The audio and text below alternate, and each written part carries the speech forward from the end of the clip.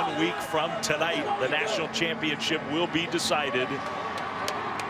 And we should have a great atmosphere here. UCF fans in huge numbers have come to Atlanta, and here come the Knights.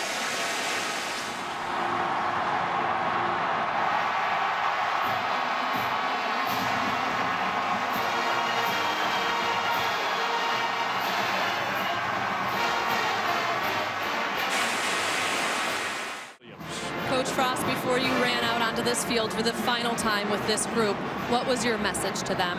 Just to go out and fight. They've been fighting together all year. They've overcome a lot together. They've done it loving one another, and we get more chance to do that, and I think the guys are hungry to play.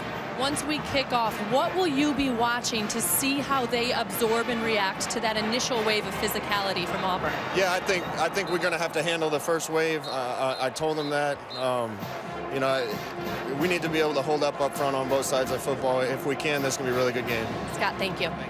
He took it to the house to give them a touchdown lead. They hold on, and in a few of these games with Group of 5, I have never felt a fan base and a team as wired as UCF is right now. They are so ready to go. Carlson with the big leg into the end zone. That's a good start for Auburn. Don't let Hughes get a kickoff return. Mackenzie Milton, who had a tremendous year for UCF.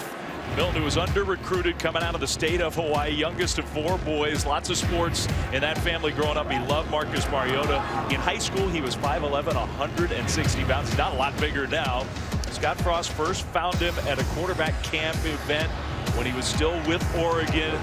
Mackenzie Milton followed Frost to Orlando, a long way from home, about 4,600 miles Orlando is from his hometown in Oahu, and he had a great year this year. And they're here because of him. Only Baker Mayfield in college football better quarterback rating than Mackenzie Milton, who throws on first down. He was not quite accurate with his first pass of the day. It's incomplete, 2nd and 10. 3,795 pass yards, 35 touchdowns, 42 total touchdowns, all UCF single season records. Number 8 in the Heisman rankings at the very end. Not a surprise to see a screen to a tight end on the first play. Get ready to see a lot of this football out on the perimeter for the Knights. 2nd and 10 against this very tough physical Auburn defense. Over the top and incomplete. Akins had a chance to catch it, couldn't bring it in. It's 3rd down. That's 2 attempts to the tight end, but as far as the impact players over the course of the game, brought to you by Chick-fil-A. Adrian Killens, he's a little speedster out of the backfield. I'll remember he's the one that said the SEC hasn't seen speed like we have. And Otis Anderson, another true freshman, he's in the slot, he's dangerous. Jeff Holland led this team in sacks, first team all conference there on the defensive line. And Trey Matthews, he is the governor in the back. He runs the show. Auburn showing some pressure, but they back off on 3rd and 10, and good protection for Milton, who now is scrambling around. He does this very well. Kind of sidearm delivery, dangerous throw, incomplete. It's a 3 and out.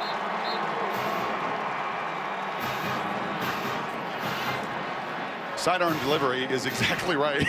He's an ultimate frisbee thrower, man. He is just a baller and a gamer. He loves Marcus Mariota. He's watched every one of his games growing up in Hawaii, and that is as good a protection as he could ever have in this game, but nobody open down the field.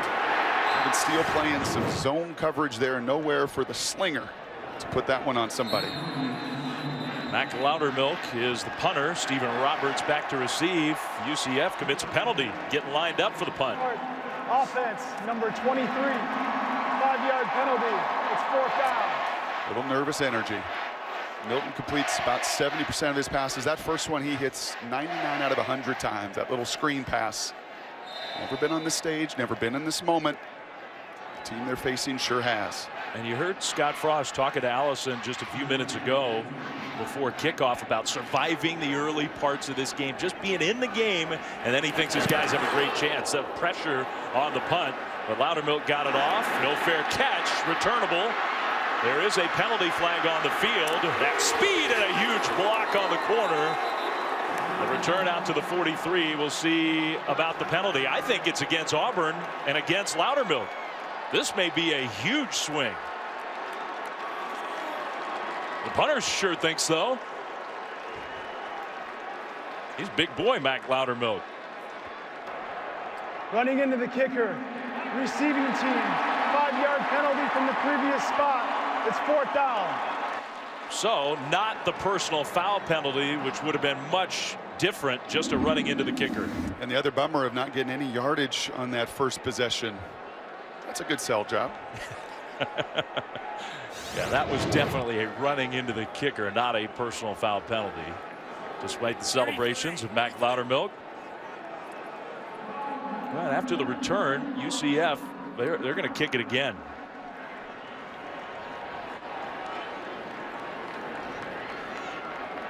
Auburn was set up with good field position right around the 43-yard line of the Tigers. We'll remember that and see how much impact that penalty has.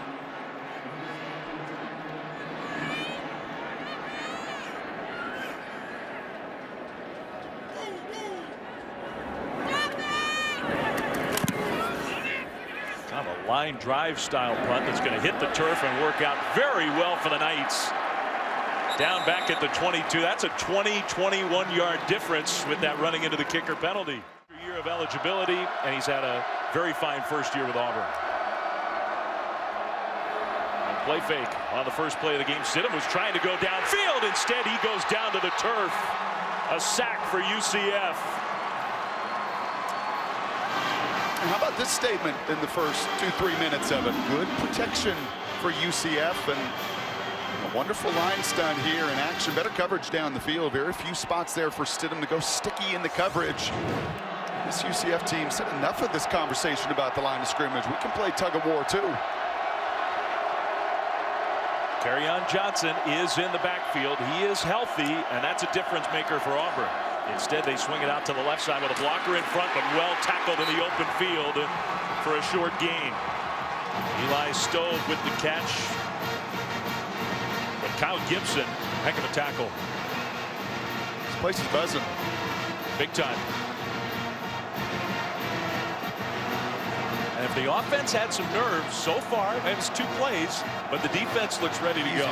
Easier to just fly and react than at times offensively to overthink. 3rd and very long.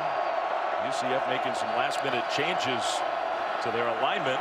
Now a screen thrown, very dangerous, almost intercepted with the deflection. Well, that did not go particularly smoothly for Auburn. The Tigers are going to have to punt it away.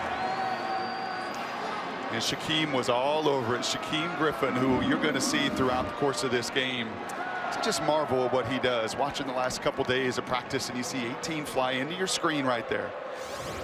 Oh, excuse me, that was the corner. That was Clark. You will see 18 throughout the course of this game fly everywhere. The Conference Player of the Year a season ago. Story well documented of everything he's overcome in his life. And quite a start here for UCF defensively. Maybe, Brock, a little harder to keep it away from Mike Hughes in the punt game. We'll see. This one a short punt, very short, right around midfield. How about the field position switch with the special teams and the defenses in the opening moments of this Chick-fil-A Peach Bowl? And the size isn't ideal, but the playmaking is off the charts. Second possession now for Mackenzie Milton, the sophomore, true sophomore. Pressed into action last year, huge improvement this year. And a little jet sweep type action with the speed of Adrian Killens for a positive gain into Auburn territory. Killens, who very controversially had the comment leading into this game, I'm paraphrasing, but SEC football, they don't have a lot of speed, is kind of what he said, which I'm not sure I agree with that. Auburn's players definitely took note of that from Killens. He's got world-class speed. A track star in high school, and an all-conference running back for the Knights. He'll get a second touch in a row. Not much room there. Got a yard, maybe 2. Driven to the turf. Yeah, that was a little kiss and a reminder there between Trey Williams and Trey Matthews that at 158 pounds, you may have world-class speed, and you may have an advantage when you get outside the tackle box, but you want to run between the tackles. We'll remind you of your commentary. It's 3rd and 4. It's also the part of the field where you could see, if they don't get it, going for it on 4th down. 2nd, 3rd down already for UCF. They had their first opening drive 3 and out of the season to start this Chick-fil-A Peach Bowl. Milton, a design quarterback run, kind of picking his way through. He found a hole and tripped up. He went down, but I think he got there. And he is their second leading rusher. Many times that's in the secondary plays, as you saw on that third down, his ability to extend and create for Scott Frost. So there is some similarity with Marcus Mariota. All those years in the box that he called plays at Oregon, watching Marcus make something out of nothing. That time, a perfectly designed third down QB run call. Now the other fast, small, quick running back for UCF, Otis Anderson, joins Milton in the backfield. Play fake to him, a little pump fake, and they dump it out toward Anderson. I think lucky that that one fell incomplete. Keep track of it. I think every series you're going to see a screen.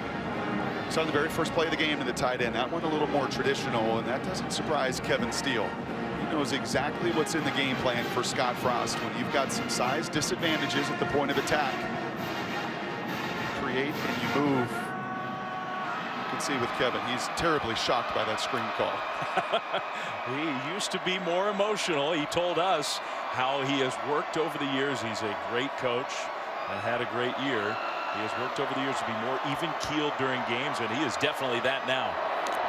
2nd and 10. Milton fumbled the ball, and it's out on the turf. Auburn picks it up.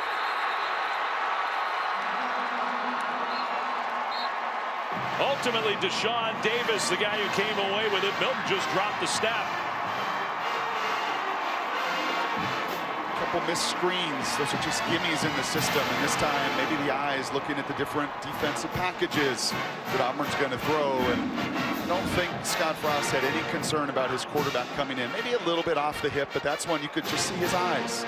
Just got to secure it first and foremost. And you're talking about a +15 turnover ratio on the season.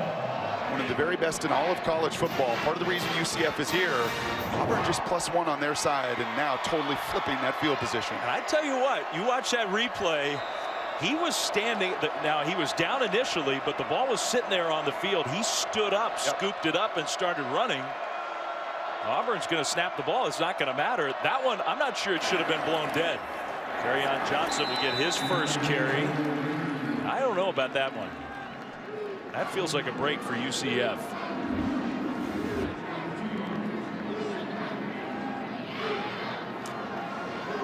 And they're fighting for it here, so there's no contact, and Deshaun Davis comes in. All right, so he's on the turf for sure, but watch this. Well, we'll have to see it again one more time. The screen to Davis, defended beautifully.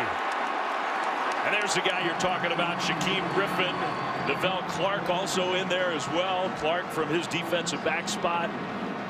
Flying around, aren't they? Griffin, who I think is the most inspirational story in all of college football, plays with one hand. There's no question. And has played at such a high level. UCF coaches can't say enough great things about him and how he has made himself into a superstar. 3rd and 10 for Auburn.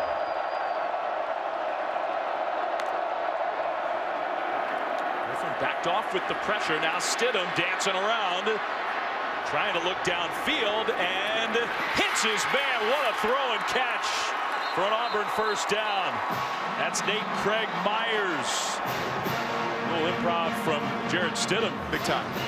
Big time, and it's part of the reason they beat Alabama was his ability to extend plays. He doesn't look to run, but Stidham showing you his creativity as well. A quick snap. They like to go tempo after a big play. Johnson for a gain of maybe 3. Kerryon Johnson, the SEC Offensive Player of the Year, against Alabama, against Georgia at home. Tremendous games. He was banged up in the SEC championship game. Did not play well. Didn't play much. And Auburn's offense against Georgia in that rematch was totally different because of it.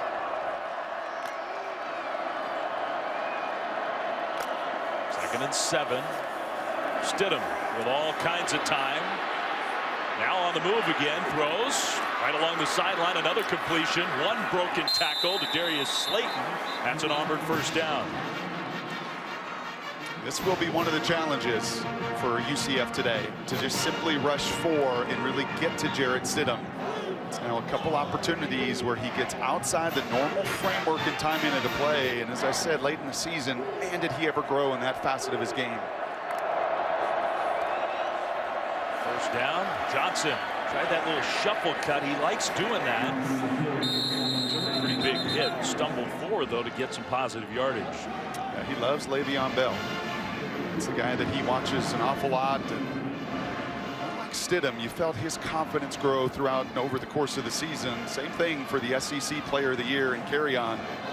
His timing, his patience, his ability to slow to, and explode through that hole also ramped up over the course of the year. Think about all the great players in the SEC on offense. Johnson now a Wildcat quarterback on that jet sweep, hands it off. Pretty well defended by the Knights. It'll be 3rd down.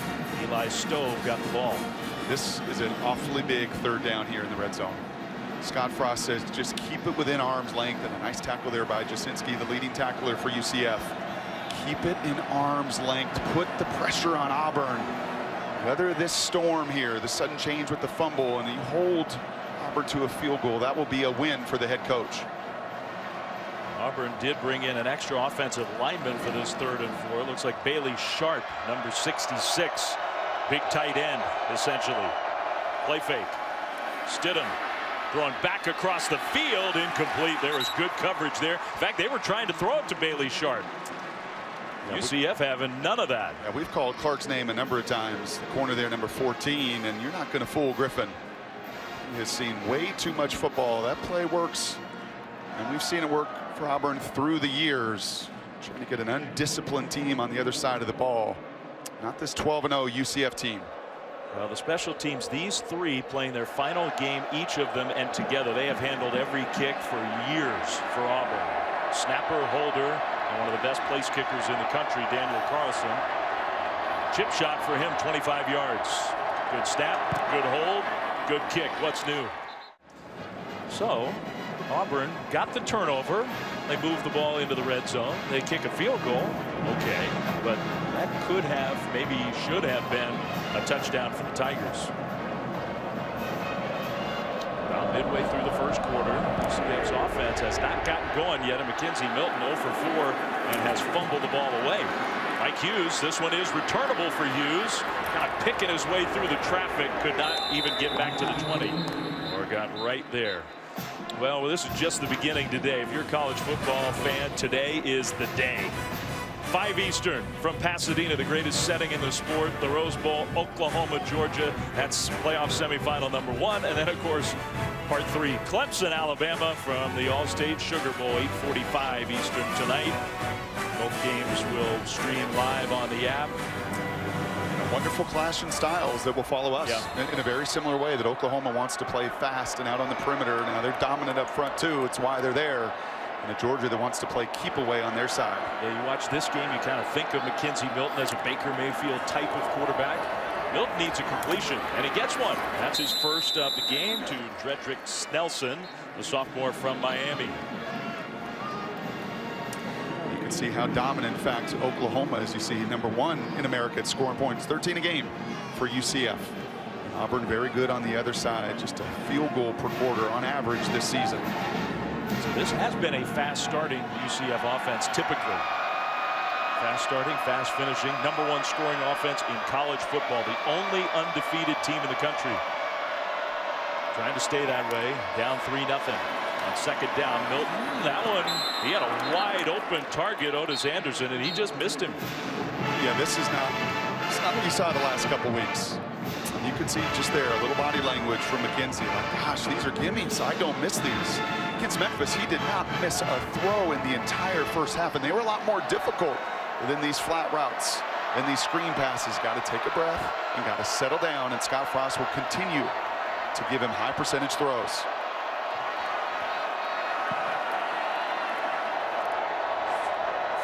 On 3rd down, he slings that one into traffic, and it's incomplete.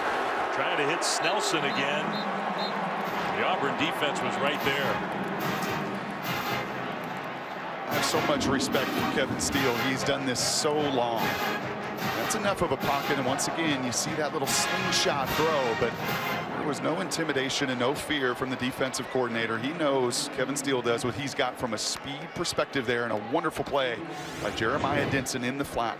He knows when a quarterback's struggling, he's anticipating that throw from Frost. He knows he wants to get his quarterback going.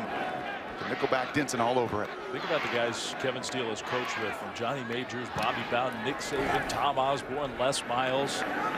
It's like a walking history of college football. The punt was muffed, and going backwards, Stephen Roberts, way backwards inside the 20. The special teams haven't been real special for Auburn so far. Back in Atlanta, where they lost the SEC championship game. Coach Stidham in the offense. Auburn leads 3-0. Dave Fleming, Brock Hewitt, Allison Williams. They give it on the right side. And a nice positive game to Cam Martin. Let's go down to the field and Allison Williams. Hey there, Dave. I've been keeping an eye on this UCF defense because a big question for them was how they would absorb those initial collisions with Auburn. And so far, they have remained hyped with that first 3 and out, forcing the field goal. Their confidence is rising. They had belief that they could play with Auburn coming into this game, and it's growing as they go. Stidham again on the move. He's been going left to right all throughout this first quarter. Hits his target Slayton on the run.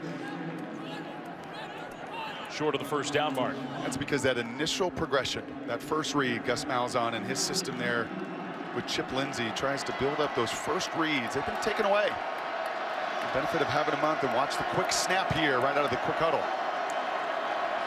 A couple plays without the SEC Offensive Player of the Year, Kerryon Johnson. Now on the field from under center. They'll give it to Johnson, and Johnson will bounce outside and get the first down. Will go down across the 30, out close to the 33-yard line. First down, Auburn. And that's all Kerryon.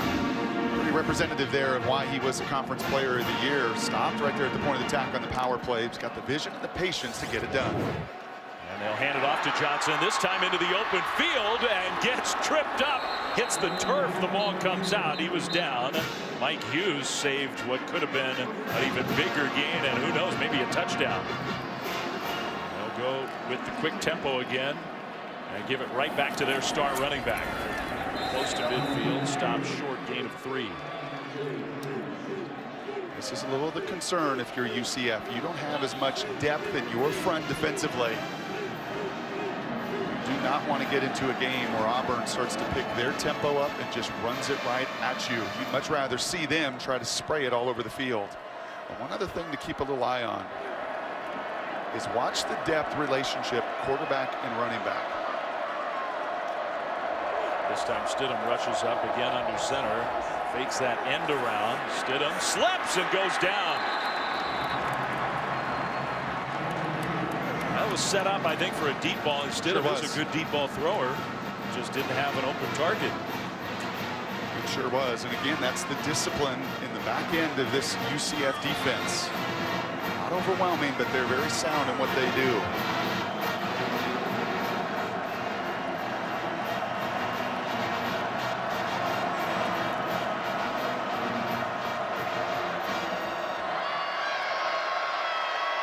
Third and long for Auburn.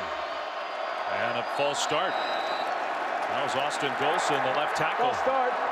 Offense, number 73. 5-yard penalty. It's third down. A lot of frustration there for Malzahn on that sidelines. He felt like his team was going to be ready to play, and this is not an energy or an effort thing. These guys are flying around. It's a simple fact. They've been off a month. Right? You can practice all you want, but there is nothing like game speed. UCF fans who are here in huge numbers are making noise. It's been totally easy for Auburn to communicate. Play clock under 5. They get it snapped. Pressure picked up. Stidham down the middle of the field, complete for a first down into UCF territory. Darius Slayton. That's just too much speed. He is the most explosive and dynamic of the Tigers on the outside, and just a 3-man rush trying to play Stidham on his scrambles, and shoeless Slayton gets up into the line. Well, a casualty of the quick tempo. Don't have time to get the shoe back on. Stidham faked it to Johnson. I guess sometimes you hurt yourself if you go so up tempo. Slayton signaling to the sideline that I'm playing with one cleat. Yes, somebody else, help me out. I may jump 43 inches in the vert, run 4.4, but I gotta have both both cleats on to get it done. He is a guy, he had that 24-yard reception for the first down. That's his season average per catch. Big play target. See if the pit crew can get him a tire change as fast as possible.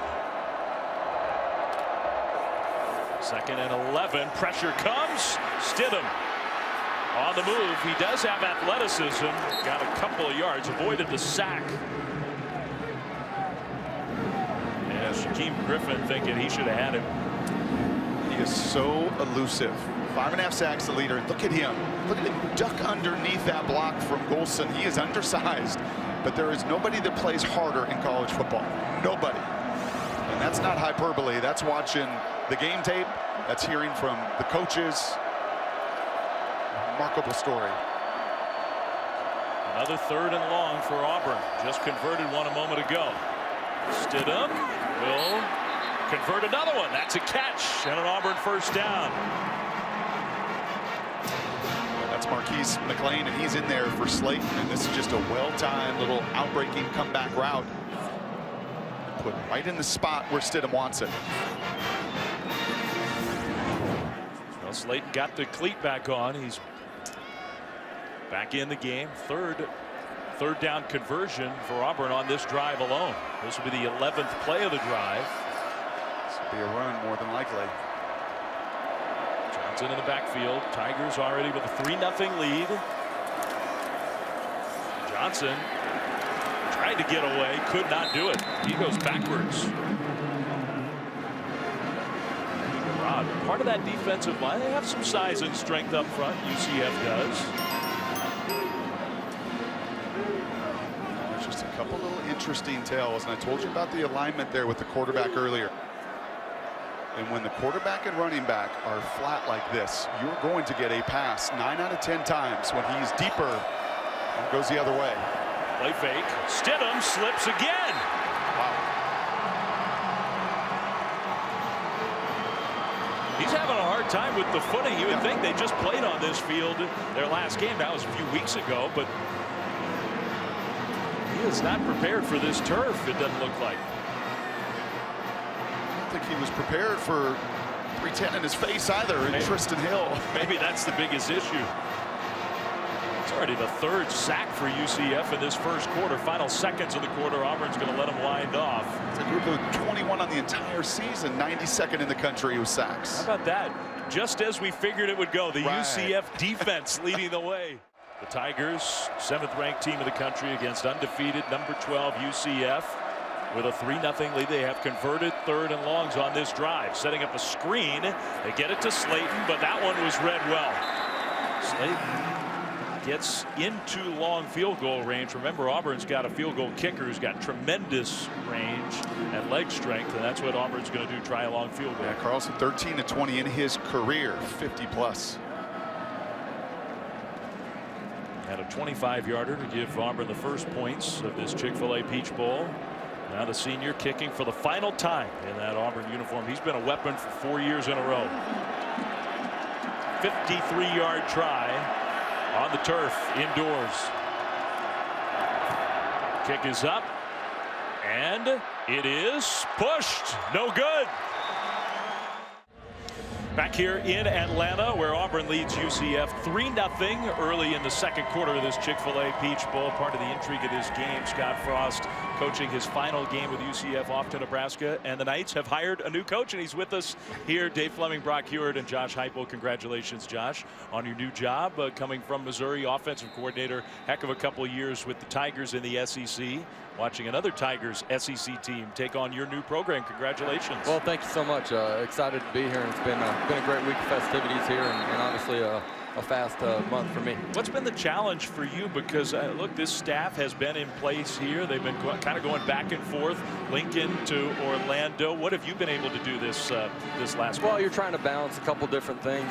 You know, get to know your current players on your roster, recruit. You know, for the recruiting period that just happened, and then into January, and then you know, at the same time hire your staff. And so, you know, those are the three things that we've been trying to balance, and obviously getting to enjoy a great game here today. What about the personnel that you're going to inherit, Mackenzie Milton and company? What do you feel about, especially on the offensive side? Yeah, special player. A lot of great young players that are inside of our program, and got to continue to add to that with our recruiting cycle here in January. But excited about the kids that are coming back. You've been around these big stages before, back in the day. What are you seeing here in the first 15+ minutes? #1 scoring offense in America.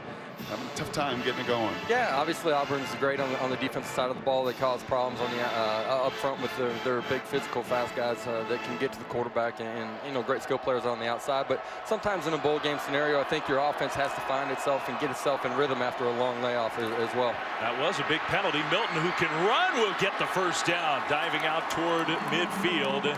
Mackenzie Milton, maybe that'll help him get into a rhythm. Well, we're going to let you go enjoy this game. We just wanted to say hi, congratulate you on the new job, welcome you to UCF, and we look forward to seeing you down the road. Appreciate it, guys. Thanks, Josh. Josh Heupel, the new head coach for the Knights. Quick tempo, and Killens with that speed into the open field, and maybe Josh Heupel will be a good luck charm for his new program, because last two plays, two of the most productive of the game so far. Well, and you nailed it. Sometimes just a scramble and seeing those chains move, that's the best thing for a quarterback to get into rhythm.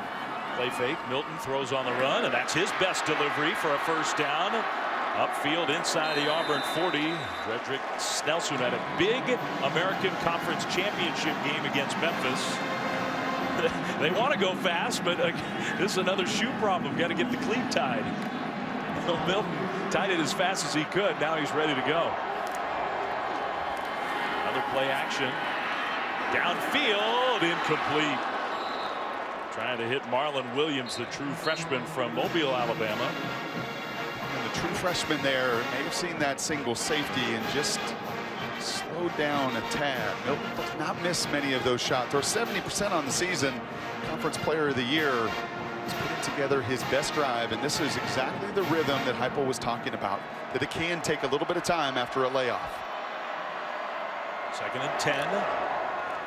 Milton, shoulder fake, now looking the other direction, just grounds it.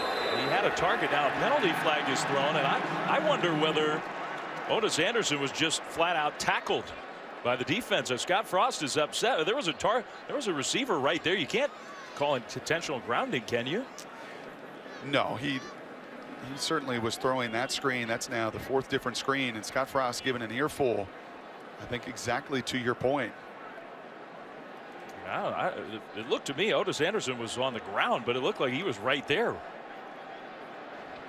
He's going to be the back, and you've seen a variety of different screens, inside, outside. He just got out and out tackled by Derek Brown. There's no foul on the play for defensive holding. The running back was fake to and is legal to grab a simulated ball carrier. It's 3rd down. Okay, so that's a good explanation from our referee. Once you play fake, you can grab a guy even if he didn't actually have one. Well, where was the fake? Good explanation, not reality. Well, that is what Scott Frost is furious about. Well, that's just making something up. That did not happen. And that should not happen. I don't blame UCF fans for being upset. Now 3rd and 10. UCF's offense going to take a little extra time trying to get organized. They do not have the long field goal game typically that Auburn does. Play clock is down to 8.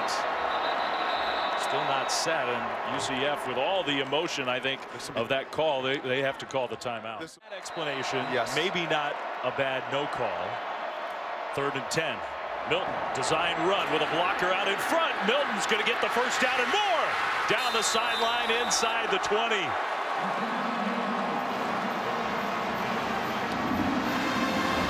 Well done. It's been the QB run game. And look at the alley here. And Jordan Akins, 88, right in front of you, the tight end there, doing his part of the job. Milton is more than capable of doing this as a runner. That's a big one for the Knights. Milton dancing in the pocket, throws it away. He had a receiver out there, decided not to risk the throw. I think with everything here, just calm it down. As calm, cool, and collected as the kid is from the islands, he's not been in this moment. He's not played a January 1 game against a foe that he just looks across from and says, man, they are big and they are fast. And I think you see that in some of the footwork right now that's just a little bit out of whack in the passing game. Statistically, one of the very best players in college football this year. Milton, handoff. Toward the perimeter, Anderson, nowhere to go. Anderson, he is tough to bring down for a little guy, but could not even get back to the line of scrimmage. That's really well done on the perimeter by Auburn. You know, they want to do against all this perimeter speed, they want to keep it inside. They want to set their edge, and setting the edge is not just your defensive ends. It could be your corners out there as well to allow the pursuit to finish. 3rd and 12. They get to the line, and Milton checks with his head coach, Scott Frost. They like the vertical game. Got those 3 receivers on the right side. One shoulder pump.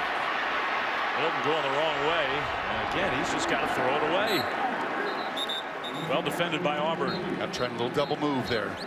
And you've seen it on both sides. Auburn did it likewise in that same end zone, trying to do a throwback with Stidham to the tight end. Well played by the defense. All eyes. Having that eye discipline you hear about. Scott Frost still mad about that call. He did not like any of the explanations that came his way. This will be about a 33-yard field goal try for Matthew Wright. Not as explosive with the leg as Daniel Carlson, but mostly he's been reliable from the left hash. Kick is up, and it is good. And UCF has tied this game with the field goal. 60 seconds apart, and of course, as you can imagine, really connected with Jordan. He said he's just like I was when I was little, according to what my parents told me. Goes after everything head first, attacks every challenge in front of him, and these two will be connected for life. Shaquem said, I cannot wait to watch him grow up. I will definitely be in touch with them. They exchanged numbers, and that is just one of many families that Shaquem has inspired. Yeah, it is a great story, and it shouldn't obscure the fact that Griffin is such a high-level football player. We were talking about he's a twin. His twin brother Shaquille is in the NFL. Had his first interception, I think, yesterday, didn't he? Pretty awesome. And I've never heard a defensive coach like D coordinator Eric Shenander say that he'll live on with us forever. He'll be in our archives and our practice clips of how you practiced, no matter where we're coaching. By the way, 19-month-old Jordan already getting calls. You're a star. You're on TV. Stidham throws into the flat. A first down completion for Auburn. 4, maybe 5 yards. Those Auburn shirts, they're supporting their Tigers. Both athletes, mom and dad, but Griffin's name is on the back of those Auburn shirts. Cool way to kind of split the difference. Amazing kid.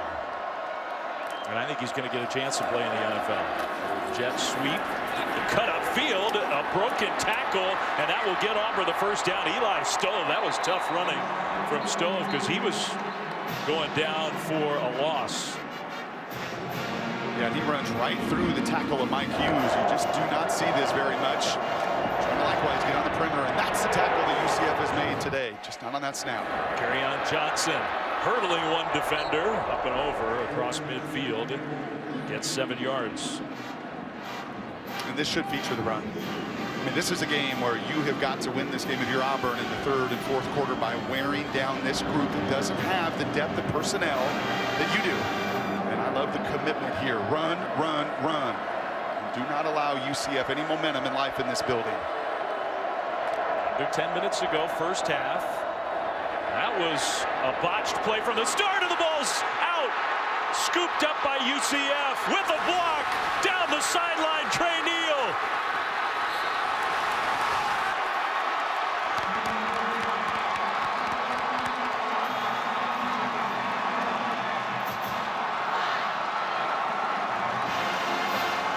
It's been a problem for Jarrett Stidham putting the ball on the ground.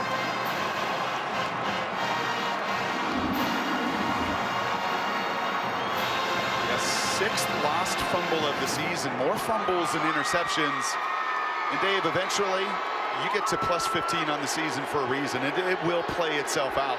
The fumble in the first quarter there for UCF, and look at the 1-2 there. Can I tell you that Shaquem Griffin plays hard? He sets the block that springs that run. There's a reason this team was one of the best in college football in that turnover area. They take advantage. What a block by Griffin. Trey Neal, the Atlanta kid coming back home, gets the turnover. Milton, meanwhile, had his helmet almost ripped off. And Found some positive yardage on first down. A chance for UCF with the turnover to take their first lead. Neal is the guy who clinched the championship game in the American with the interception in double overtime. UCF defense has come to play.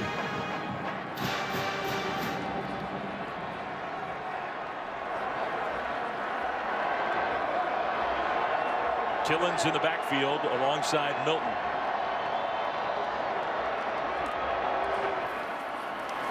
Milton pressured, gets away. Milton gonna run inside the 10. Touchdown.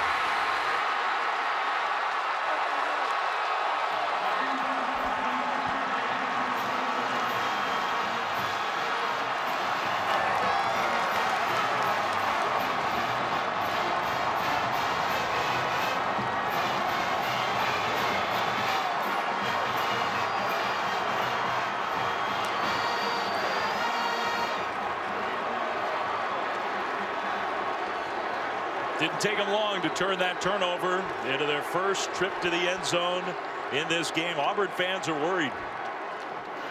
Extra point is good. It's 10-3 UCF for Auburn, but number 18 has come to play today in this Chick-fil-A Peach Bowl. And the Knights have their first lead, capitalizing on a turnover in the end zone for the first time. 10-3 UCF. Kick return set up out across the 25. Here comes a penalty flag from behind. Kind of late, but it's on the field. And you always assume these are against the return team.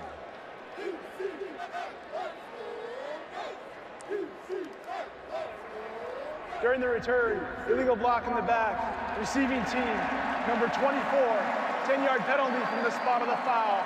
It's first down, Auburn. That'll back Auburn up. NFL Wild Card Weekend begins this Saturday, simultaneously again this year on ESPN and ABC. Titans Chiefs from Arrowhead. What a scene that'll be. 4:30 Eastern. It'll be available on the ESPN app. The Bills are in the playoffs for the first time in forever. Maybe they're the team to root for if you don't have a rooting interest. I think a lot of people around the country are rooting for UCF in this game just because they're the underdog. They're the upstart. They're the newcomer. And also because of that guy. Auburn back at their own 10. They'll give the ball to the SEC Offensive Player of the Year. Nowhere to go. Yeah, the penetration, the tackles for loss, and the sacks. Of everything here in the first 22 minutes of action, that is the biggest surprise to me. Because that is not what this group really lived on. They lived on taking the ball away, being very sound and tackling and playing hard. This was a group that didn't live on the other side of the line of scrimmage, and they are tonight. That's 2nd and 8 for Auburn. Johnson on Stidham's left side. Quick release out into the open field, and that's a first down Auburn. Outside the 25-yard line, Nate Craig Myers with the catch. That gives the Tigers a little breathing room. Gain of 15.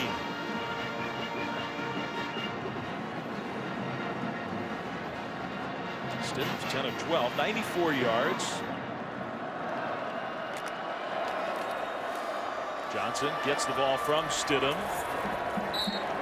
Got a couple. Yeah, you look at it. In fact, both QBs have thrown it 12 times. Stidham's 10 of 12, tremendous efficiency. Milton on the other side is 2 of 12 for 14 yards. But it's the rushing yards, 57 yards, and capitalizing on their takeaway, something Auburn did not do. Another tackle, by the way, for Shaquan Burkett, who wears number 2, middle linebacker. He's a fascinating story in his own right. Guy who was married with a couple young kids, decided to come back for his senior year, and I think he's probably pretty pumped that he did. He has had a really nice first half. There is a penalty flag on the field. A couple of UCF defenders down, including Shaquan Burkett. This one's going against Auburn. Holding, offense, number 50, 10-yard penalty. It's 2nd down. I think it's Tristan Hill who is down. Casey Dunn, the center, called for the hold. And allow Griffin and crew and some of the exotic blitzes that they do have to get after. And you see our guy once again. Auburn's controlled the time of possession. Just not a lot to show for it. Only the 3 points here in the first half. Griffin gets right into the backfield, and he gets Stidham down. I showed you earlier his ability to leverage and to dip and get underneath. This is all about quickness. And this is why the guys at the next level will not doubt him. But you cannot doubt the portativity. And look at the jump move here, the big tackle. He's given up 100 pounds on Darius James. And he showed him the duck and under move, and that time the inside move, the quickness. The kiddo's liking it, saying, "It's my guy." 3rd and 28. They're going to hand the ball off. Kerryon Johnson gets what he can. But UCF, and now more penalty flags after the play. Pushing and shoving. Fullback Chandler Cox right in the middle of it. Trey Neal. I think Auburn hit somebody late. I think Auburn is frustrated. They are. If this is against Auburn, they're going to have to punt the ball away from their end zone. Listen to this place.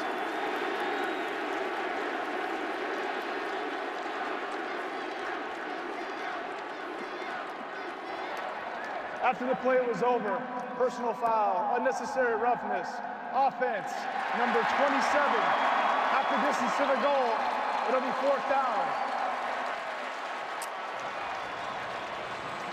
I think you said it. They are not happy with the way this game is going. Nope.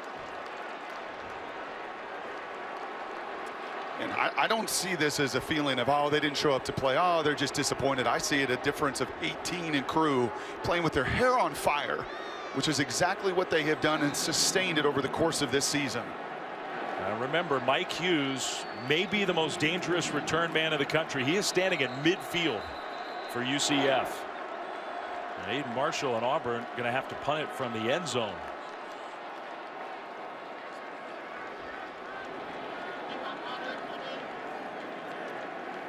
Hughes has 1 punt return TD, 2 kickoff return touchdowns on the season. He also has returned an interception for a touchdown. The guy knows how to get into the end zone. And he wants the ball.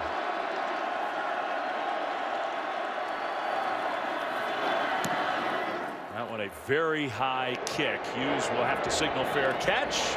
UCF will take it though. Auburn did end up edging out UCF for their sort of pregame championship belt. Now on the field, UCF has kind of taken control of this game.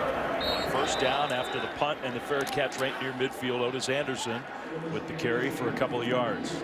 It's 23 plays now, and that is just the 5th. Excuse me, the 26th play, and just the 5th between the tackles for the Knights. Just enough to keep that defense honest so they can push the ball to the perimeter.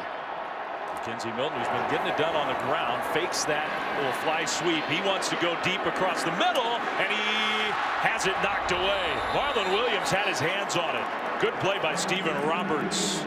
That would have been a big gain. That is a tough throw. That is a little play action getting on the perimeter. It's flat, it's cross, and that's all the way back across the field. And that's wonderfully done by Roberts, the safety, the senior that sneaks his hand in there on the true freshman that's got to learn that, man, guys are going to be flying on this field around me, and I've got to secure that catch, because that was the best throw of the day for Milton. 3rd and 8. Now the Auburn fans getting loud.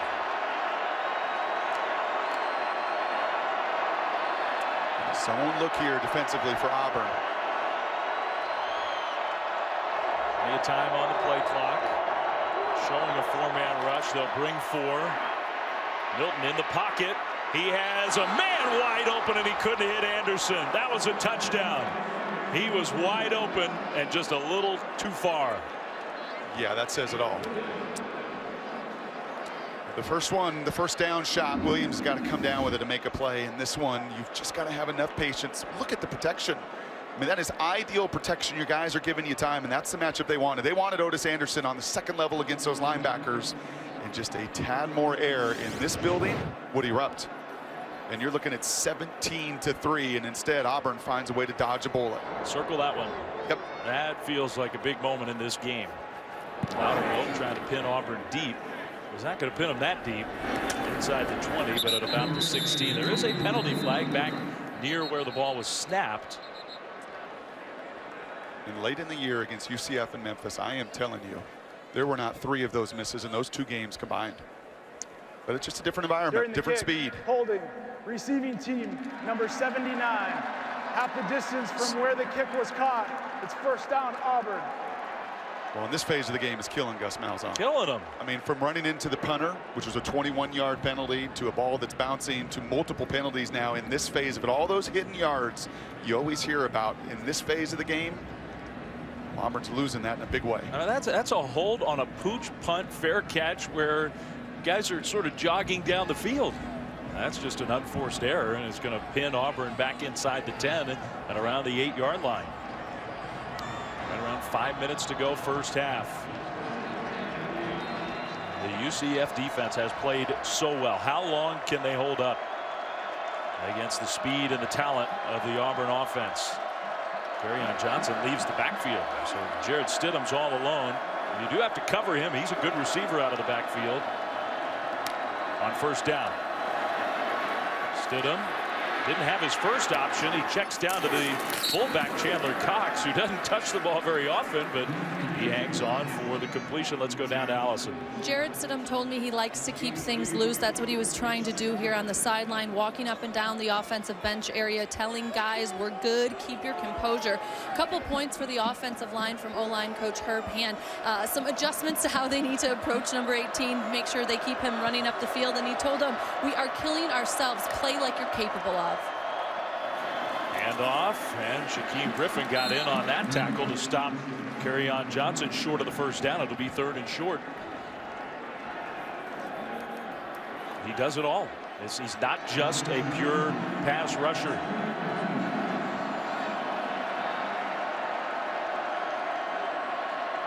3rd and 2. Auburn substituting, so they got to give UCF a chance to get their personnel set up. Johnson is in the game, and it looks like he's going to take the direct snap. I love this Wildcat type formation. He will fake it, keep it. Johnson, I don't think so. Close, and maybe with that spot, maybe falling over the pile there, he might have gotten it. I think it was that last little reach, and that football in the right arm as he is reaching over. Yeah, I think you're right. He just fell forward and reached enough to get it. First down, Auburn. There should be no panic, and there won't be from Stidham. There was no flinching in the Iron Bowl. He's been in big moments all season long. And he's sitting at it looking, going, gosh, I'm 11 of 13. I'm in good rhythm. All right, I'm finding rhythm, unlike my competitor on the other sidelines who has just missed some shots and isn't in any passing rhythm at 2 of 14. There will be no panic, no flinch from Stidham. Even the play, the ruling on the field stands as called. It's first down. That was close, but I think they got it right. Yep. UCF fans do not agree with me.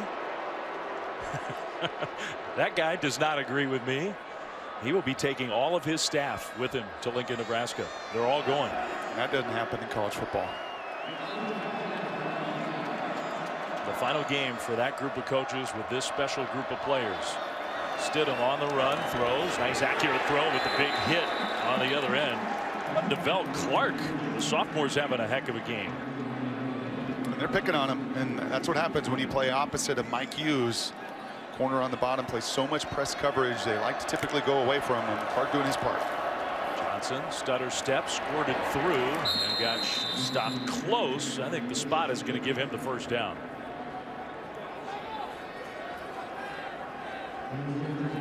Under 3.5 to go first half. Auburn, they got plenty of time, plus they have all their timeouts.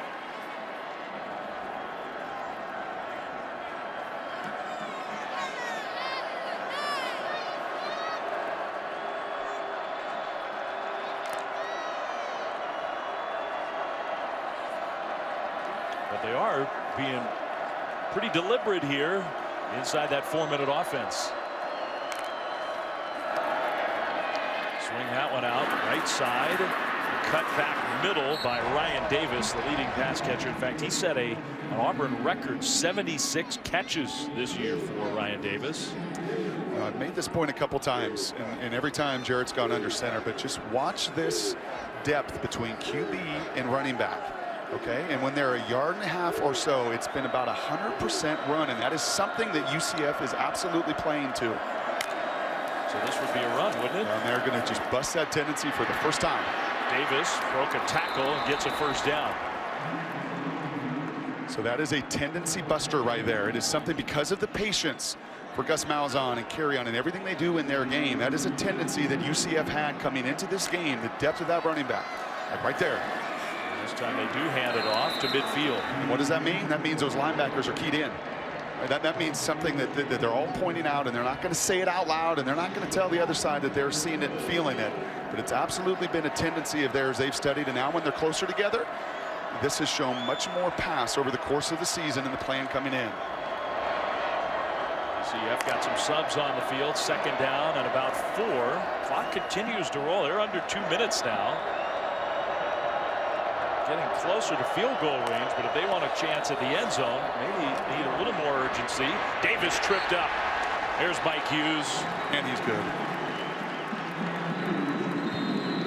Scouts like him at the next level, big time. Well, you're a game changer. Right, 2 kickoff return touchdowns, a punt return touchdown, a pick 6. Mix it up and change it up, but it certainly has been a tell here in the first half. This showing pass. 3rd and 4 out of the timeout. Pressure picked up initially. That one across the middle for a first down and more. Ryan Davis in the open field inside the 35. Still on his feet. Gets close to the 30. Big play for Auburn. You just got to keep being patient, Dave. It is there. You're 14 of 18 now, completing those. There is space. You just can't get greedy. They're getting the ball to their record-setting pass catcher. That's his 4th straight catch. Stidham down the sideline into coverage, almost intercepted. Mike Hughes all over Darius Slayton. Yeah, throw the other way. I know Slayton's your touchdown maker, and he's your big guy you try to isolate in those situations, but 19's too good. Originally at North Carolina, transferred out of there, went to Garden City Junior College, was wanted by a lot of people. Could have, I think, had his host of SEC schools to play for. Was not going to be eligible until much closer to the regular season, and what a gift that landed in Orlando.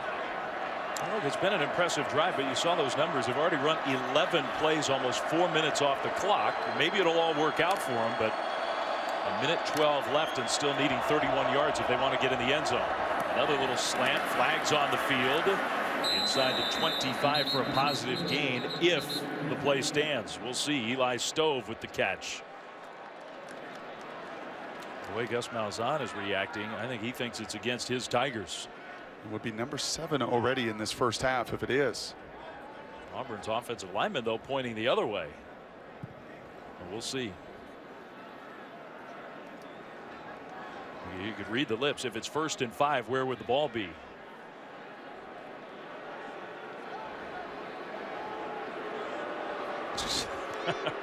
What a look from the UCF head coach. They are doing a lot of talking.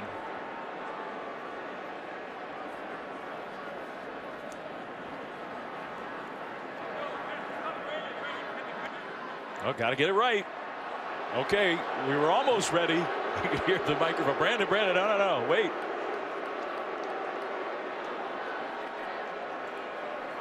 Yeah, we know.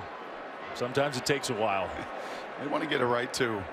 Holding defense number 54. 10-yard penalty is enforced from the previous spot.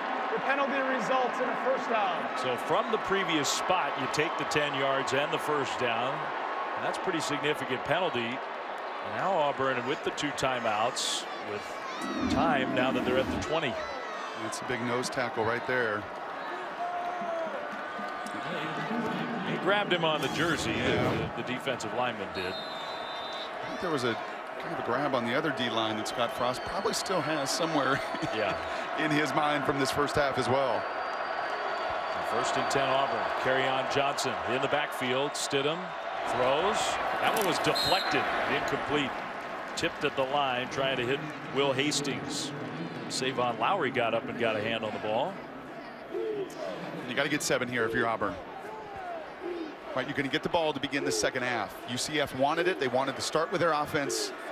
But you do not want to allow this defense to hold you to field goals now on multiple occasions in the first half. And you can't, and you don't have to get it all right here on second down.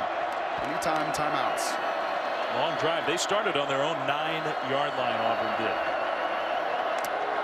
A minute, 2 seconds to go until halftime. Stidham throws, incomplete, trying to hit Davis. It'll be 3rd down. That's one of his rare misses. And this is a great chess match right here. What are you going to do with Shaquem Griffin blitz-wise? Are you going to play a little coverage here? You've rushed through. You've thrown just about everything at Jarrett Stidham.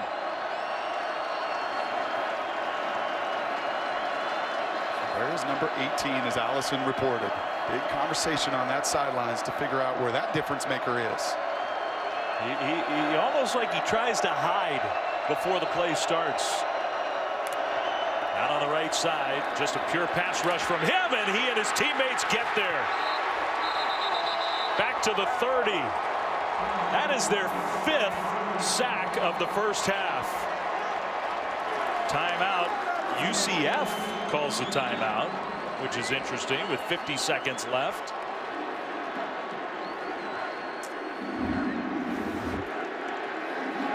Can I remind you again, 21 on the entire season? And look at big Braden Smith. That doesn't happen. That is the most powerful offensive lineman, Braden Smith right there, the right guard. He is driven backwards, and it's an ideal rush. You're squeezing from the outside. You've got no room to step up. You're suffocated in that pocket. I'm sure Auburn fans are like, man, this feels like Clemson a little bit when they sacked you 11 times to begin the year. Thought you'd figured that riddle out a little bit.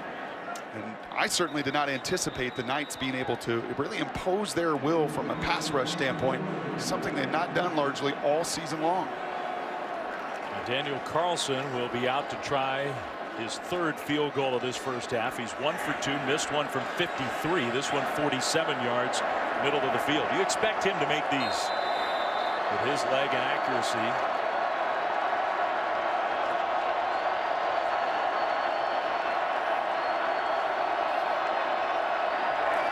Daniel Carlson right down the middle. Up and good. Move him back this year for the Knights. And this one borderline, and he is going to bring it out. And here comes Mike Hughes. Hughes with that quickness outside the 25, gets to the 30. Took some seconds, but a little extra field position for UCF. Extra yard for teachers, the College Football Playoff Foundation's primary initiative. Mission to elevate the teaching profession by inspiring and empowering teachers. This season, teams, players, coaches saluted teachers in their local communities, hosted, honored them in stadium ceremonies. That'll continue through the New Year's 6 bowl games. For more information, go to cfp-foundation.org. Thank you to all of our teachers out there. We do not take you for granted. I'm the son of a couple, and I know the impact that they can have in communities all over our country. Happy New Year, Mom and Dad. All right, 38 seconds to go, first half. See Milton and UCF, they're going to be aggressive here, it looks like. Gotta be careful. That throw incomplete. Another low throw from Mackenzie Milton, who is just having a terrible time of it, despite the fact that his team has the 10-6 lead. And despite that, he's getting good enough protection. He is. We figured if things were going to go wrong for that guy, it would be because he just didn't have any time, a la Sam Darnold. You saw him the other night in the Cotton Bowl where he just couldn't set up. That has not been the case for this kid. Stidham's the one who's been sacked 5 times. The group from Auburn has played so conservatively. That is impactful.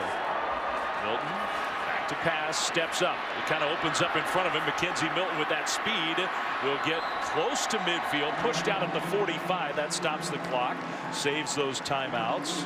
27 seconds to go here in the first half. I think sometimes those D linemen get used to watching, as you're seeing Matthew Wright warm up, get used to watching all this tape, right? And seeing this little quarterback run around and make plays. And sometimes they're taught, stay in your lane, make sure you don't let him get out. Those guys on that D line need to turn it up. Matthew Wright, the kicker, getting ready. That one well delivered, and this time his receiver hangs on. Traquan Smith with the catch into Auburn territory. Clock stops to get set up for the first down. UCF hustles up there, trying to get lined up. They do. Are they going to clock it? No, they're letting the clock wind and going to run a play.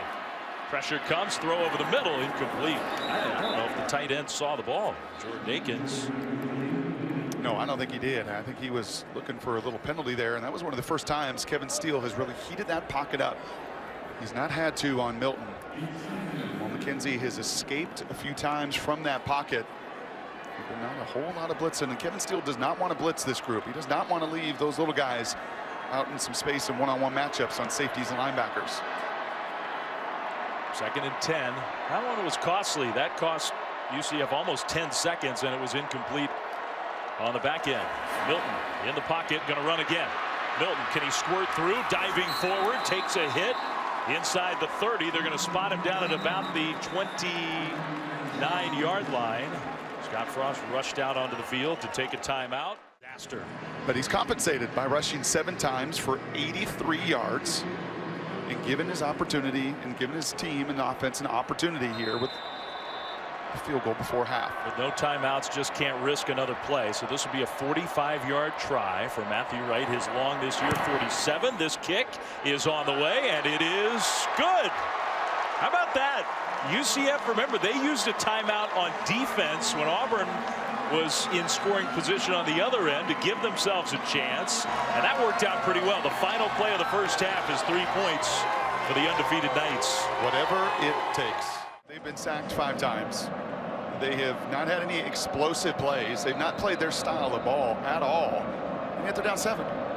And I'm sure it was a bit emotional in there, and Gus is going to challenge his big people, but when it's said and done, they've dominated time of possession 21-9, and they got to get back to playing their brand of ball. A returnable kickoff here to start the second half. And a little stutter step move out into the open field.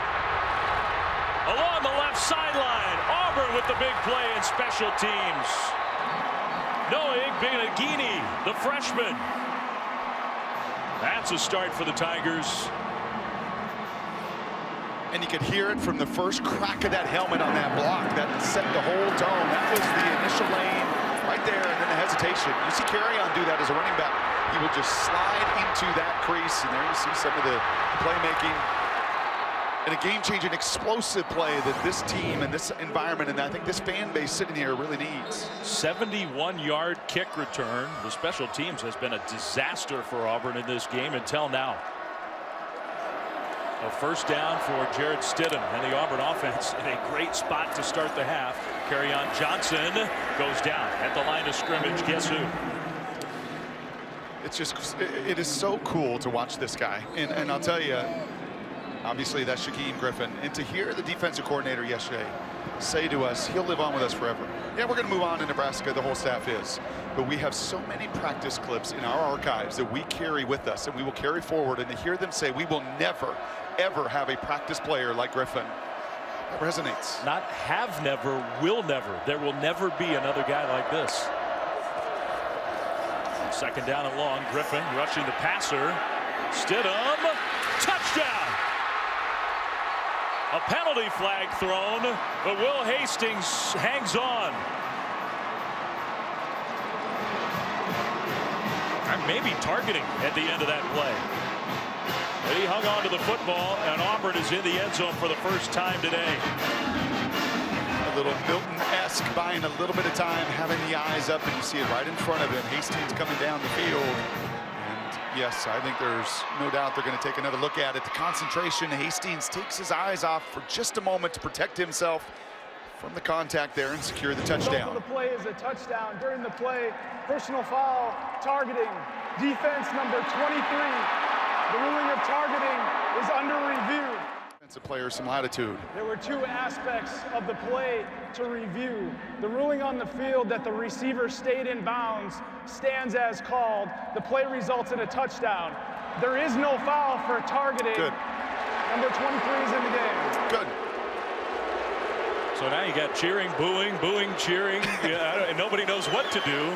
The bottom line for Auburn is they needed that badly in the kickoff return, and then the big play through the pass game was Stidham to Hastings. Yep. They're an extra point away from tying it up. Not even a minute into the second half.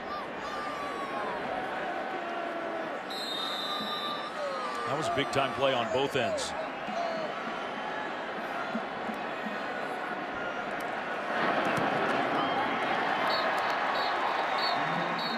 On that first half. They did. Number of plays. And for a group that, again, just does not have the overall depth, what is that going to look like in the final 15 minutes of this one? Yeah, a little extra motivation for Oklahoma. I don't think they need it today.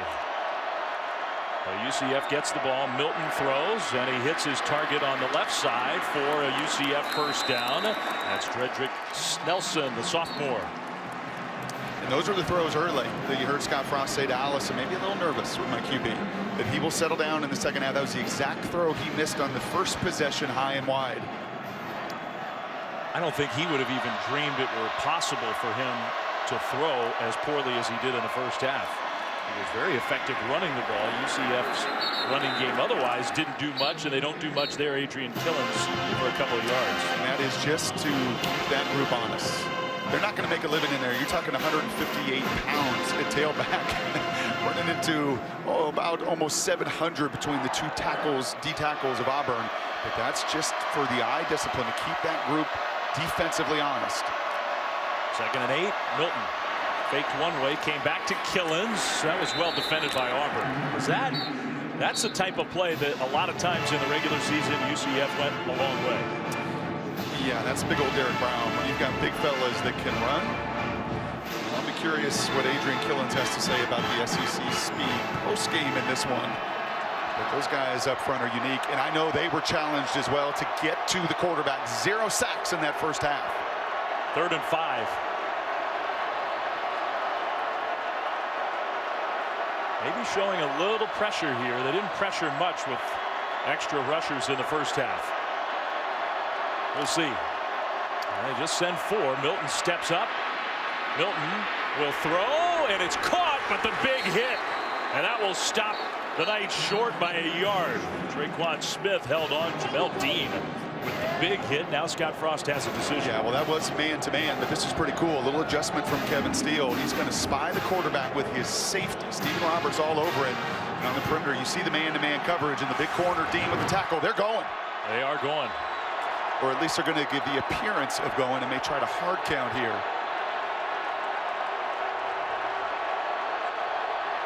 Fourth and 1.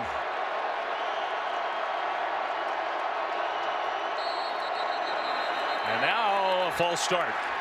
Well, I don't know whether they were actually going for it. Offense, number 79, 5-yard penalty. It's 4th down. But the penalty probably makes the decision for Coach Frost. And that's big Chavis Dickey there, the senior, 340 pounds. And when you flinch, everyone notices. No hiding Chavis Dickey. Yep. It wasn't a much there, but just enough. And 57 Davis, the middle linebacker, he wasn't going to miss it. Well, a big return on the kickoff for Auburn. Set up the touchdown that has tied it. Now Loudermilk will punt it to the Tigers, and Stephen Roberts. Fair catch inside the 20. That's where the Auburn offense will have the ball for a second time in this second half. He lived in the film room. He slept there every night. He studies, he works like nobody those coaches have ever been around. And he, by force of will and a lot of athletic ability too, has turned himself into a heck of a player. He and the UCF defense back on the field, and overall the Knights defense has held up well against this Auburn offense. Yeah, there just has not been the space for Kerryon Johnson. I love the commitment to it. That's 17 rushes now for 60 yards. They're not deviating from who they are, but you have just not seen that lane that Kerryon is so used to. He's got one run where he bounced outside, but it's been some hard yards today. Healthy coming into this game. He was not healthy on this field in the SEC championship against Georgia.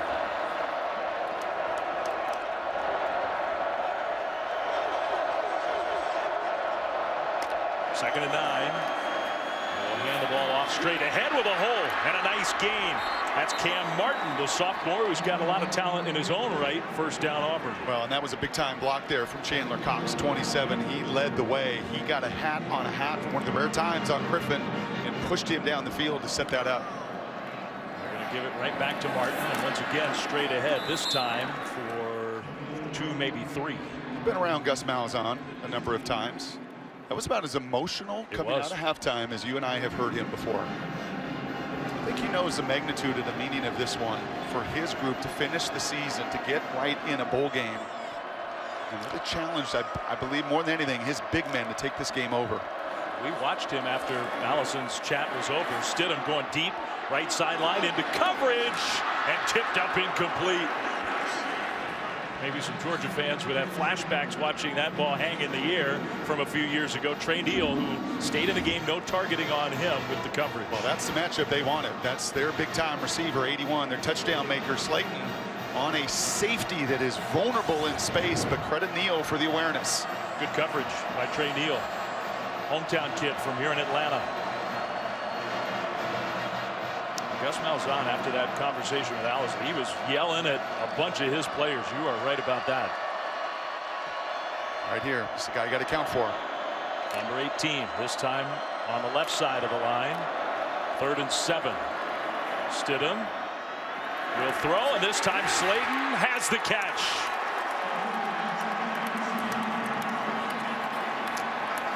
I'll tell you, Slayton did an excellent job, sorry Dave, of giving Stidham some room.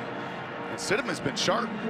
He's 18 to 24, and he gives him just enough room. See that? He's not cut off to the boundary, so that throw could take him. So many times receivers just run. They just run themselves out of bounds. They give you quarterback no room to throw it.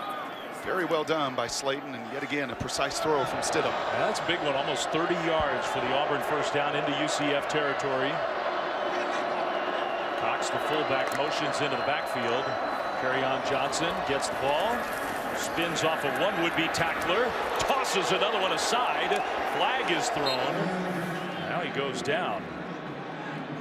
I thought there was a flag. It could have been a piece of equipment that just flew up in the air. I think there is a flag. I guess not.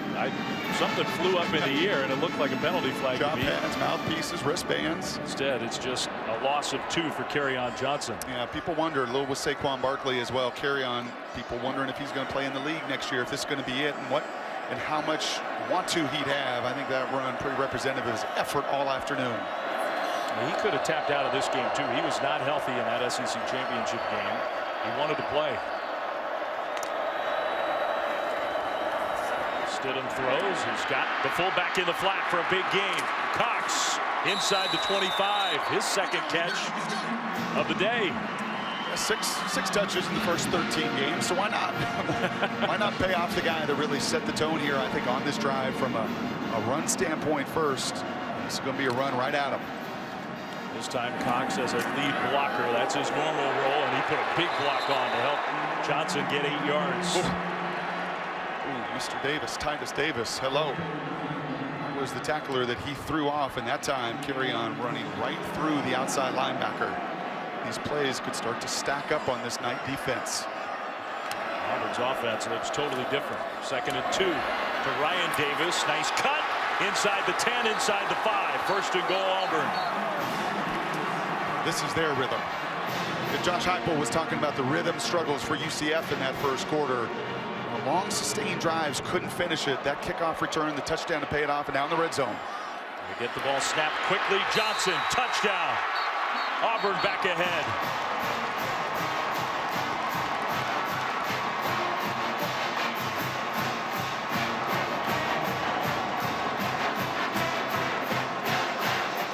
Dave, I know you love baseball in the game of adjustments. You saw it with Auburn's defense going to a little spy. You see it here in the commitment to Chandler Cox, 27. No more of 18. That's not great, but he does enough. Gets a shoulder pad on him earlier. He's right into his chest. And they're not messing around. We are going to, and Gus Malzahn's, I think, emotion was an indicator to you and I. We are going to get more physical, and we are going to commit to running right at UCF. About to want to. And this is an awfully big drive right now for UCF in a game that we see in college football all the time. It swings so wildly in momentum. Finally on the side of Auburn in this building. Mike Hughes is going to bring this one out, coming left, but can't get around. Can he? No. Still on his feet, but going backwards inside the 10. Tonight, the national championship game will be played. Auburn's so close to being in the mix, in the playoff mix.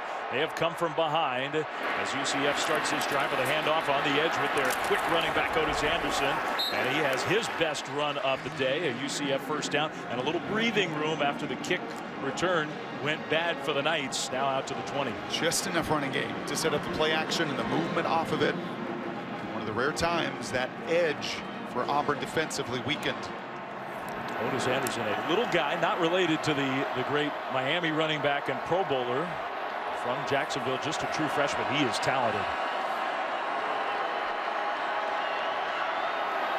Mackenzie Milton, can he get the pass game going? Play fake, pressured, and nobody was there. He was trying to hit Nelson coming across. He got caught up in some Auburn defenders. Yeah, that's a little screen pass. Yep, and Scott Frost continuing to say, hey, they're grabbing my guys on some of those screens, but they can do that. Better job there by Auburn defensively, reading and recognizing what's happened in front of them. How well has Auburn defended those screens in this Very game? well. Really well.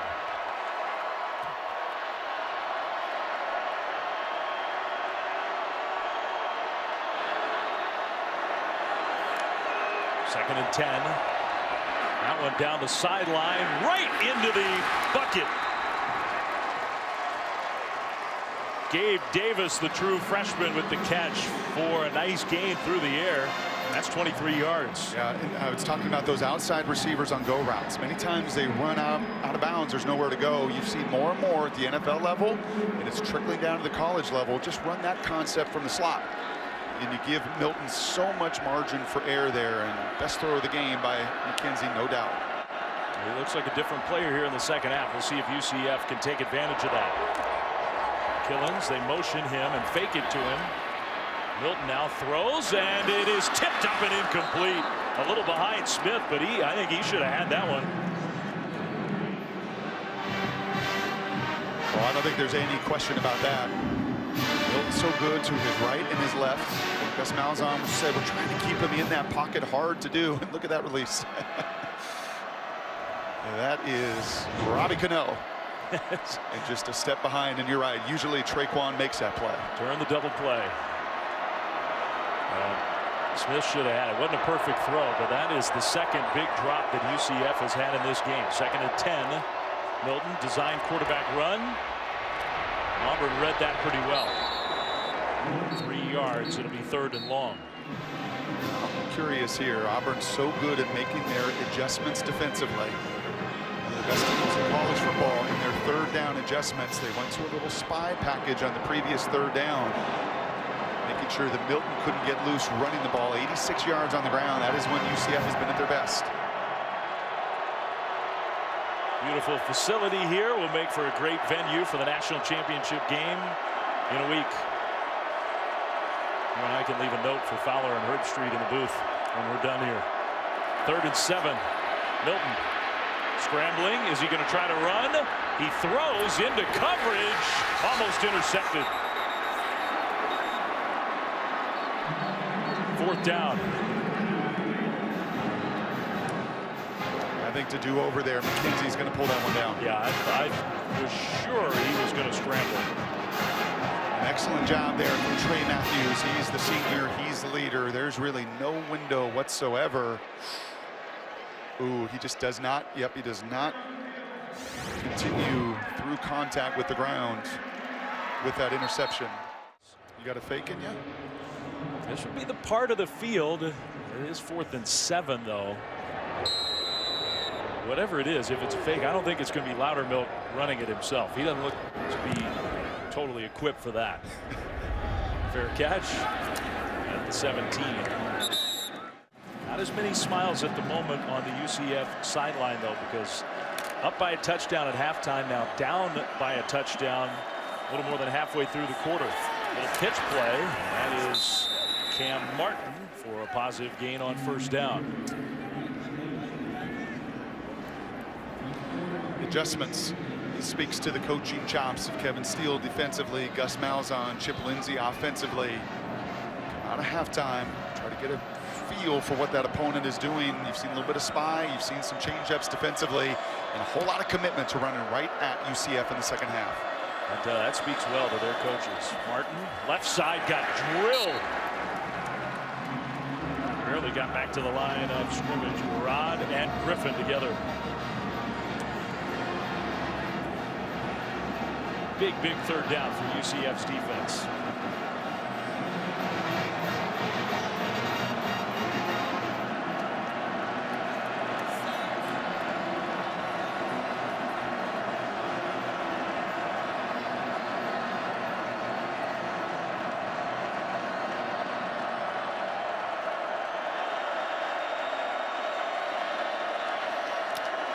3rd and a long 6. Stidham with pressure coming. Now trying to scramble.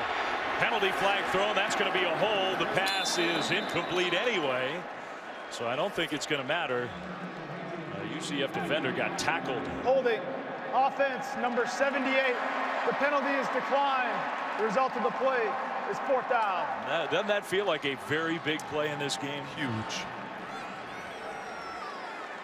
Not much was going right for UCF. And nice to see if you're UCF, your most dynamic playmaker, as Garrod drew that penalty. Mike Hughes back on the field. I think you were right. Yeah, and Hughes is not going to be. Oh, the it is punt not returner. Hughes. No, it is not. Chris Johnson. It's a step back, but Chris got his opportunity. Yeah, and it does take away a great playmaker. Auburn shifting the formation. UCF, just in case, trying to match up with everybody. They are not faking. They're going to punt the ball away. He's going to bounce on the turf. Stay inbounds for some extra yardage for Auburn, all the way down to about the 35-yard line for them either. And Auburn has come to life in this second half. Back on defense, Mackenzie Milton. And the UCF offense on the field. In this direction with the speed. Played well by Auburn, just a couple yards for Killins. You just not felt that speed, have you? I mean, you just haven't. You watch the tape against South Florida or against Memphis, you see the explosive plays, the game-changing plays against a group, and Scott Frost knows it. It's at every level. It's the big fellas in defense. You see the safeties flying all over the field. The linebackers can run. It is the overall team speed that can be overwhelming. 2nd and 8. Milton hands it off. Otis Anderson tackled behind the line of scrimmage.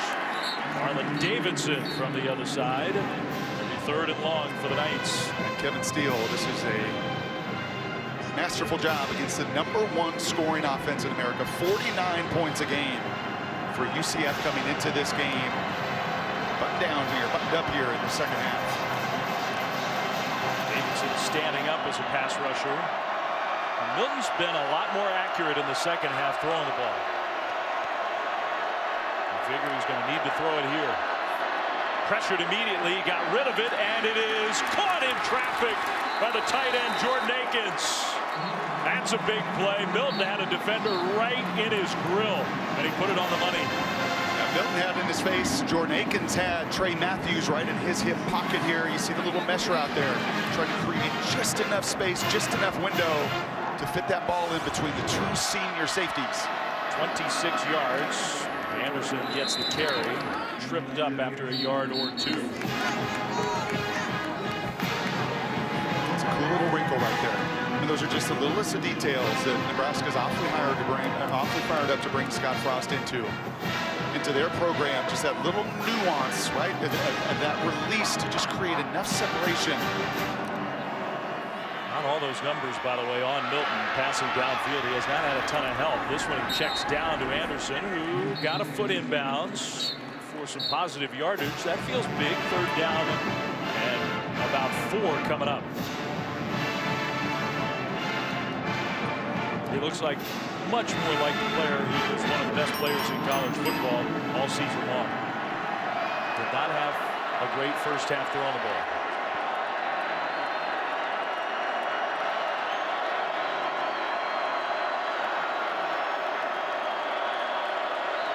Anderson in motion. Milton steps up with time. Now throws back across. Complete inside the 15. Another UCF first down. Traquan Smith didn't drop this one. You usually tell quarterbacks don't throw it back across your body. That's rule number 1. But when you kick the ball out this quick, look at this. And he just, once again, is just slinging it. There's no windup. There's no extended. He just has such tremendous body control and balance, and he just flicks that once again between two defenders. 18 yards, play fake. Screen with blockers. Anderson pushing. Touchdown.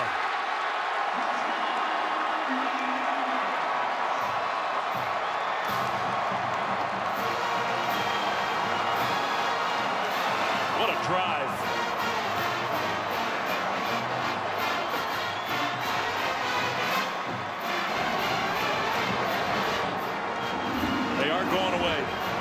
You said earlier, Auburn had played that screen game so well, and they had the first, second, third, fourth time, but you keep coming back to it. And especially when you create some of that momentum and that ball sneaks across the line, and you get Auburn for one of the rare occasions today defensively really on their heels, and you can see the hands on hips. Best complete drive of the mix and the run and the pass and the screen and the shot down the field for the Knights on the afternoon. Extra point coming to tie the game, and UCF does. It's good. Rare perfect season. This is a special team. Returnable kickoff. Benagini, who had a long one to start the second half, gets hammered outside the 30. Another good return, though. Good field position for Auburn. The college football playoff national championship weekend in Atlanta, going to be the place to be, whether your favorite team is in it or not. Just bring a hat and some gloves. All the events and festivities planned for Championship Campus at collegefootballplayoff.com. You don't want to miss out on what will be a fun week and weekend. They are getting ready. Hustle, bustle. Yesterday, walking around town. Today, getting ready for this game. Yep. The preparations are underway. Great place to have it. All the hotels, everything in walking distance. Quite festive with New Year's last night. Indeed it was. It hadn't been seen. Pitch play.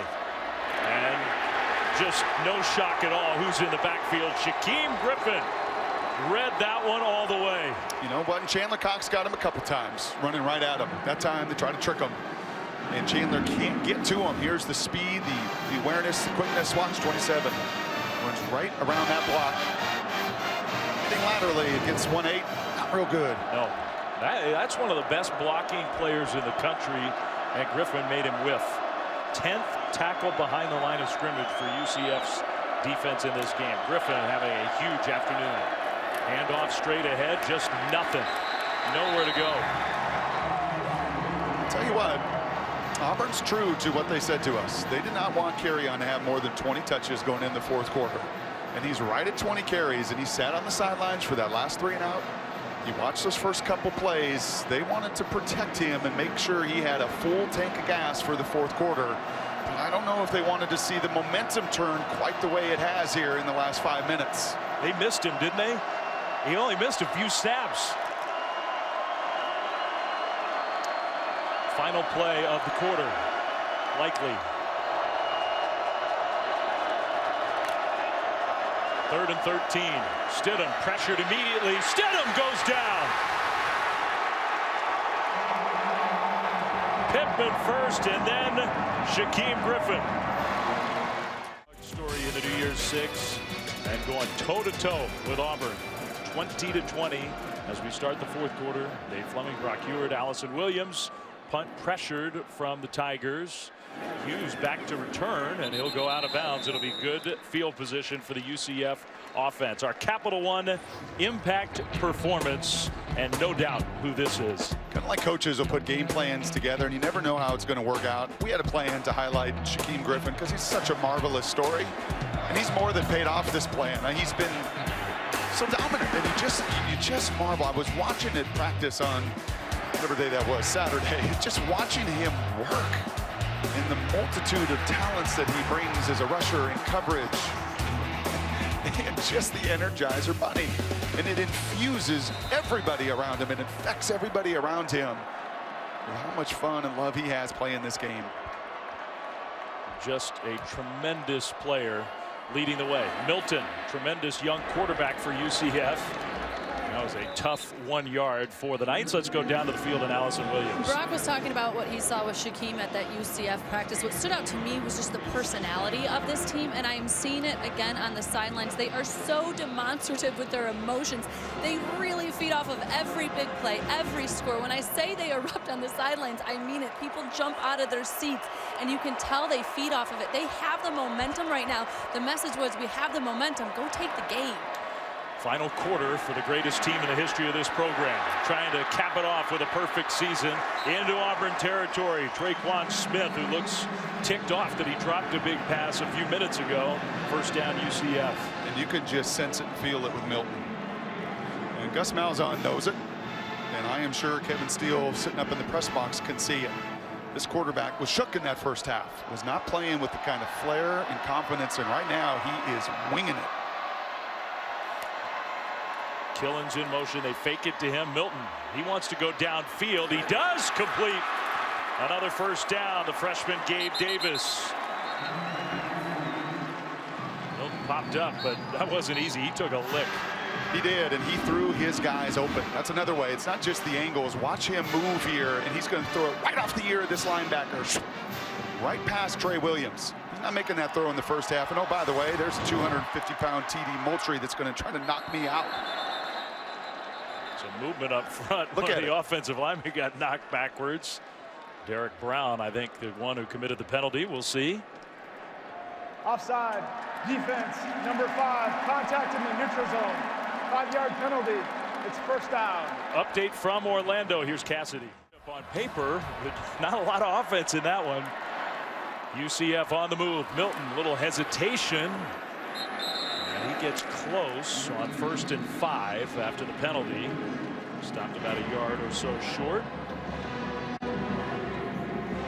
What a game of swings this has been. UCF controlling largely not the possession of the ball, but the momentum of the game in the first half. Then Auburn blitzed them at the start of the 3rd quarter. Now UCF back in a great rhythm on both sides. That's your best receiver to the bottom of the field in a possible one-on-one. Milton looking his way. Milton throws his way. Contested ball. Catch made. He held on and stayed in bounds. You saw it. He saw it. So much field, a tight split, and no Carlton Davis. And does he have control? Ooh, I don't know. The ball is moving an awful lot. Convinced him After to coach. reviewing the play, the receiver is going to the ground in the process of making a catch. When he hits the ground, he loses control and the ball hits the ground. It's an incomplete pass. Ball will be returned to the previous spot. It's 3rd down. Please set the game clock to 12 minutes, 46 seconds. You've coordinated offense, you've coached defense. That's the right call, by the way. That's exactly right. I love the shot on 2nd and 1. Now you got to go get it done on 3rd and 1. But you're able to coach your coaches, and I think see all facets of the game. Huge advantage to have that background.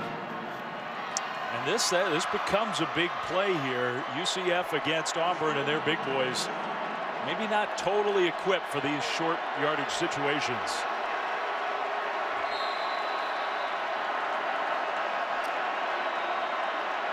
They will empty the backfield. Maybe Milton will keep it. 3rd and 1. He will. Milton. First down. And all the way inside the 10. See him put his head down. That's quarterback power. They have run that with success today. That's now a season high in rushing yards for Milton. But as he's going through the line, he just puts his shoulders and his head down, and he was not going to be denied. 1st and goal. Trying to take the lead, trying to get in the end zone.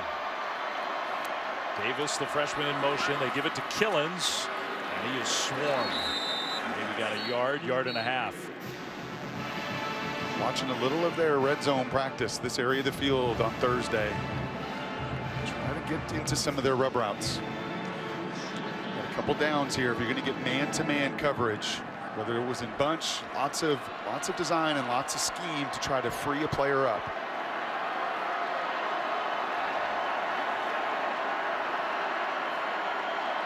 Tie game, 4th quarter, 2nd and goal. A fake reverse. Milton, almost like a basketball player. Touchdown!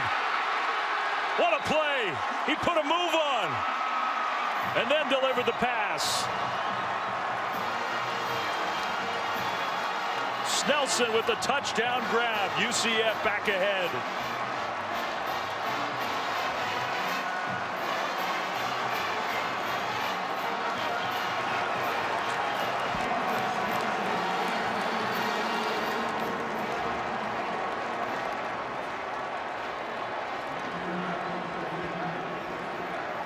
That was tremendous.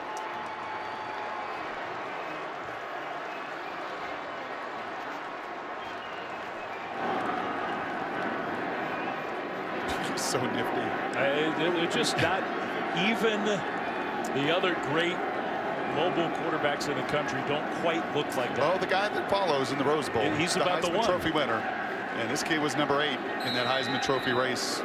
And most of America probably didn't know his name until this afternoon. Extra point is good.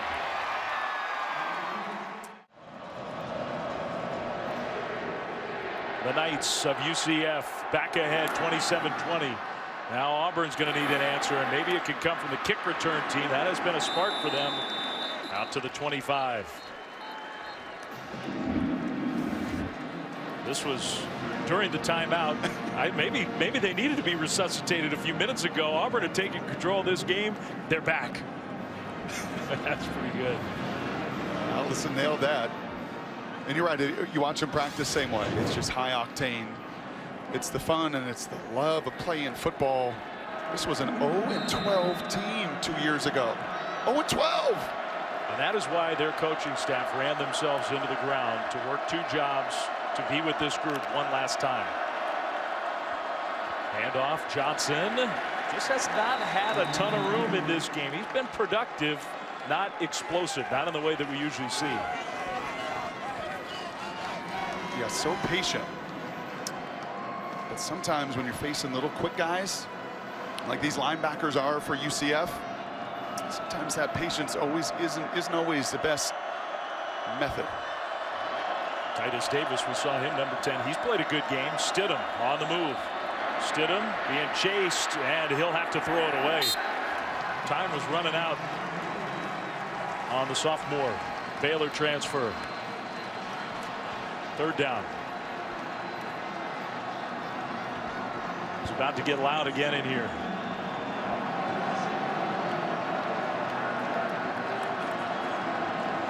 They just cannot wait for their coach. Couldn't wait till next year. Had to see him this year.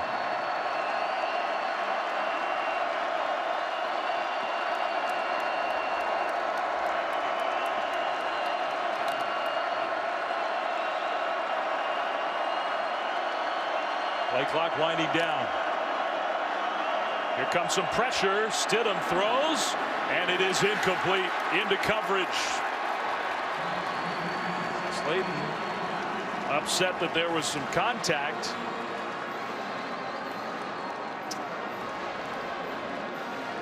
Griffin a little slow to get up, but he's the guy who was in the backfield. That's yet another 3 and out. The last 9 plays, Brock, for Auburn, 9 total -5 yards. They're going backwards. Just when it looked like their offense had found the rhythm and taken over this game. Another punt coming and pressured. Hughes will signal fair catch and make that fair catch at the 33-34 yard line. Feeling like if we don't stop them here, they are in huge trouble. 10:41 to go. UCF trying to stay undefeated, complete the perfect season. Milton pressured. Milton tried to spin away. He'll go down. That's Jeff Holland, the great pass rusher for Auburn. Just a little greedy there, because when you got a 158-pound running back on Jeff Holland, the ball's just got to come out. Yeah. Either you got to escape or the ball has just got to come out. That is the SEC's best pass rusher with 9 sacks, now adding a 10th, and the first for the Auburn Tigers today. That's not a matchup that you can expect your little running back to win. I didn't expect that. 10 minutes to go in the game. Auburn gets their first sack. Milton pressured again, steps up. That quickness, there he goes. Out into the open, 1st down and more into Auburn territory.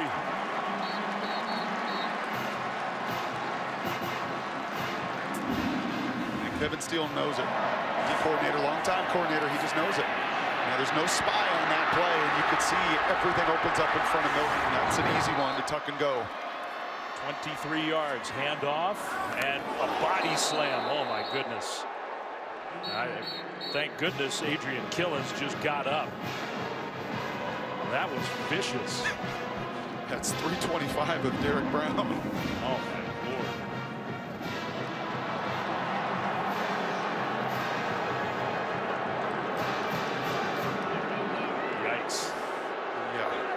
UCF fans are unhappy, but unhappy about what? The DDT. 2nd and 10. Milton, pressure picked up, down the field, and caught! Perfect pass! Traquan Smith. I don't think there's any doubt about this one. That's good coverage. I mean, just a perfect pass is going to beat elite coverage, and Gus knows it. Like, are you kidding me? I've got Daniel Thomas. I got a bracket on their best player. 2-on-1. And the one ball goes to the only spot as Gus is watching on the big screen and can only shake his head. It's almost the same reaction as the next UCF head coach, Josh Heupel, after the last touchdown. Wow. How did he do that? 1st and 10. Handoff, Killins, and that one hand for big number 95, Dotavius Russell, slowed him down. I mean, typically you come off this throw, you've got underneath coverage in the corner right over the top of it. And that's a play there that 13's got to go up and get. Javaris Davis cannot wait. I mean, you're to the point now in the 4th quarter, you just can't sit and watch anybody make plays around you. No Carlton Davis. That is why Javaris is on the field. Carlton sent home sick. That's one that you can't stand and just watch the other stars perform. You got to be a difference maker. 2nd and 9. Milton toward the end zone, incomplete. Smith couldn't quite get turned around. Might not have mattered. 3rd down.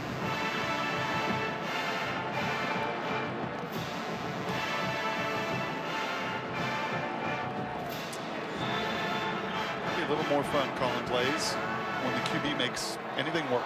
Yes, it's a good position to be in. And Scott Frost told us he saw it in Mackenzie Milton when he first saw him at one of those tryout camps, just an audition for a high school kid who wasn't recruited by anybody else.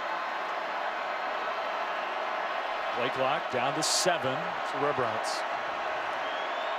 And that one picked up off the turf, a lucky bounce. Anderson inside the 10, stopped short of the 1st down. That could have been a disaster for UCF. Auburn holds the Knights to what presumably will be a field goal try. You got to take the points.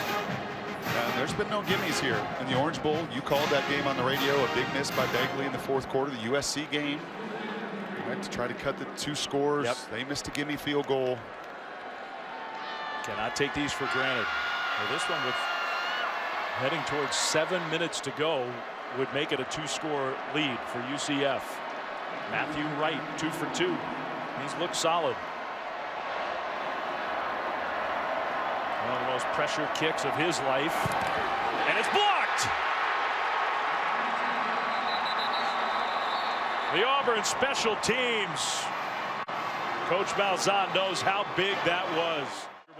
In New Orleans, 1st down Auburn. Stidham wants to go downfield. He's going deep to Slayton, who adjusts, and it's knocked away. But here comes the flag. Penalty thrown to Vel Clark. Is going to be flagged, and he knows it. Yeah, he does know it. And they're trying to a little double move there off their quick screen, a little bubble screen, and Clark hesitated for just a moment. Pass interference. Defense number 14. 15-yard penalty. Automatic 1st down. And that's all you need is just a little hesitation, and then you're just lost in space. And that's a bad feeling as a DB. When those hands go up to make the catch and you can't find the ball, you can't locate it, you're playing from behind. He knew it, and Stidham loved it. In college, it's better to just commit the penalty when it's that far downfield. Yes. 15 yards as opposed to 40 or whatever it was going to be if the pass was completed. That's the first Auburn 1st down in 16 minutes of game action. Under 7 to go. With the ball, but down by a touchdown to undefeated UCF. What a Chick-fil-A Peach Bowl we've had. Ryan Davis, the open field tackle.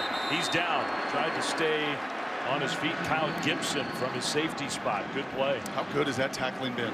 Really good. A couple times, Carry On had a full steam ahead and was able to break some tackles, but out on that perimeter, the tackling of the corners and the safeties in space, excellent by UCF. 3 receivers left, 2 to the right. Empty backfield. No Carry On Johnson alongside. Now he's going to shuffle next to Stidham. And a flag thrown. Yeah, they moved early, I think. That's going to be the wide receiver flinching, trying to block, or no, they're going to call it against UCF. Oh, interesting. Offside, defense. Number 20 made contact to the offensive player before the ball was snapped. In the neutral zone, 5-yard penalty, it's second down. Let's send it down to Allison. Well, even though Auburn's offense has stalled after such a fast start to the half, much like we saw in that first half, no panic, and a lot of that is from Stidham. He just keeps telling his guys, stay focused, we've got time, just keep your focus, keep your cool, and take it one play at a time. Stidham in the pocket, throws, it's intercepted, and it's going the other way. Burkett, touchdown.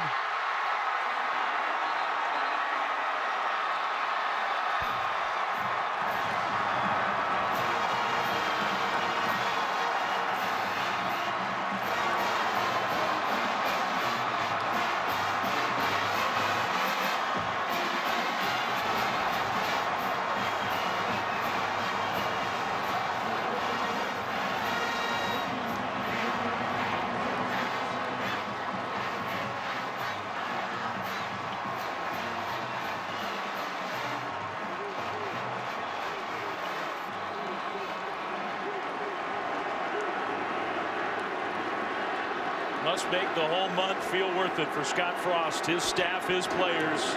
Not over yet, but a big step towards perfection. His second career interception. I'm just going to go out on a limb and say this one's the biggest. 34-20 UCF. Auburn in big trouble with under 6 to go. They could use a big return. They don't get it.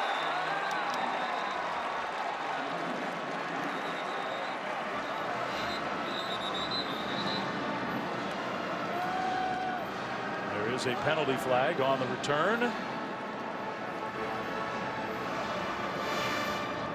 Auburn's already in trouble. This one may make it even tougher. During the return, holding, receiving team number 33, 10-yard penalty from the end of the return. First down, Auburn. Our Capital One pivotal performance, Brock. Eye discipline right here, and you got to have it as a QB. Yeah, you want to throw into this space on a little slant route, but Burkett's watching the quarterback the entire way, and there's a part of him that is just hoping so badly that you pull that trigger. There's no influence, there's no play fake, there's no threat of a run game that's going to hold him in that spot. All he is going to do in that zone coverage is float and read the eyes of the quarterback and have the biggest payday yet of his career. This throw short to Hastings, and Auburn, they still have their timeouts. They still have almost 6 minutes on the clock. It's not over, but they need to be fast.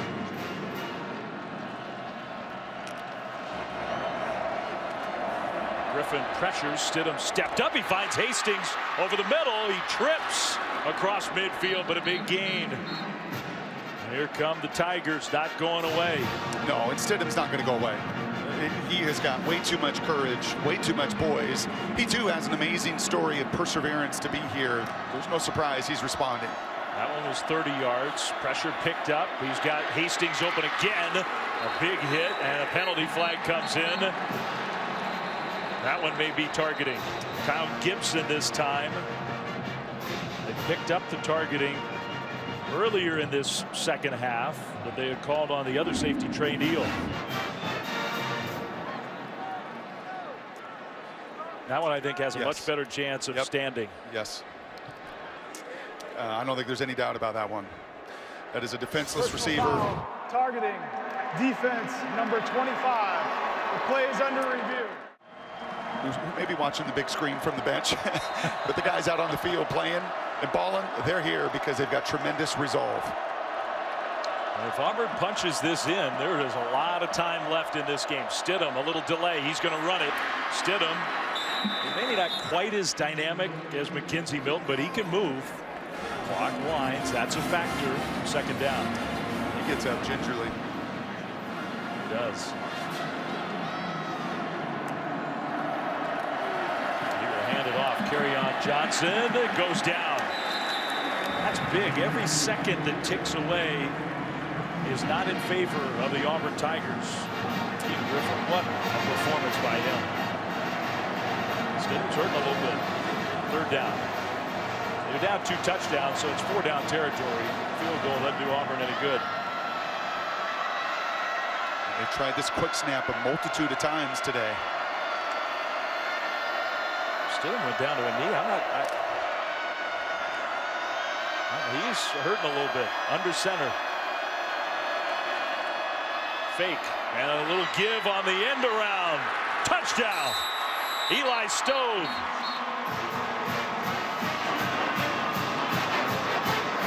Not over yet.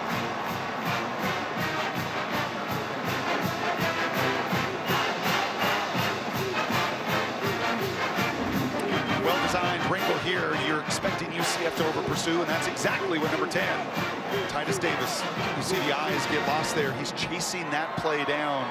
It's been a hyper-aggressive group, and that time he used that aggressiveness against them as containment is lost. And Gus Malzahn right back in it. 89 yards, maybe most importantly, a minute 44. That's all it took. But he'll always take it. That's just who he is.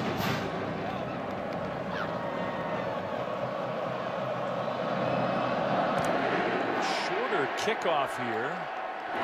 Be taken at the 10 by Hughes. Interesting strategy. Hesitation. Hughes with the speed across the 35. Still going outside the 40 into the 45 almost. I don't know about that kickoff from Auburn. UCF takes advantage and leading by a touchdown.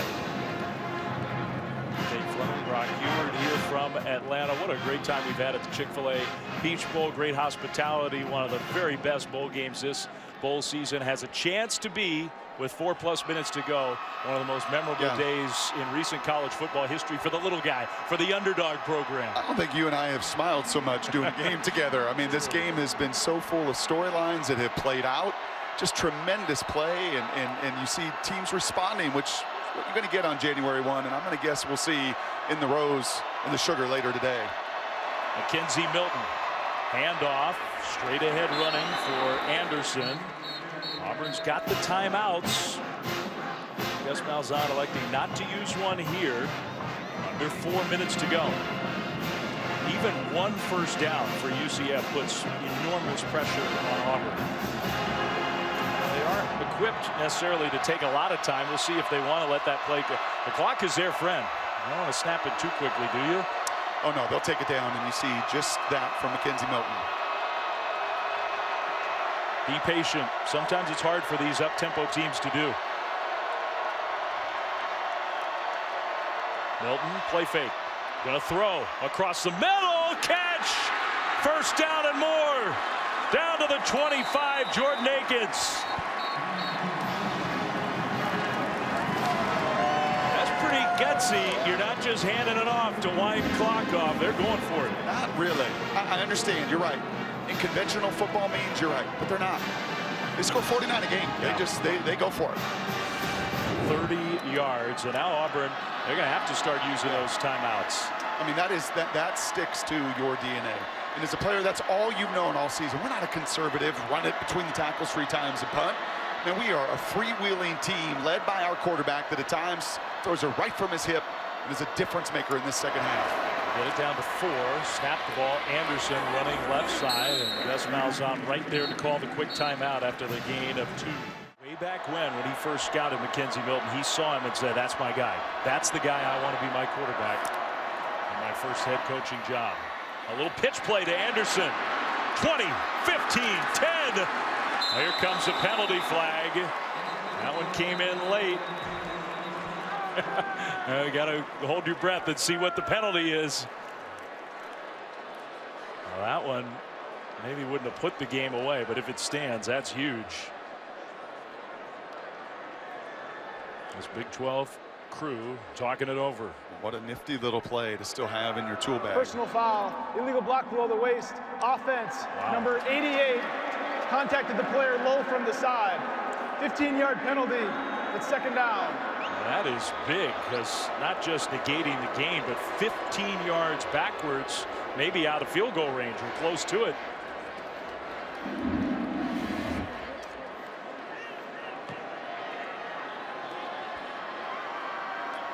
I guess the only positive is that's at the 10-yard line, so a spot foul from the 10 on the big play down the field. Yeah, that one. And the UCF fans are watching it up on the big board.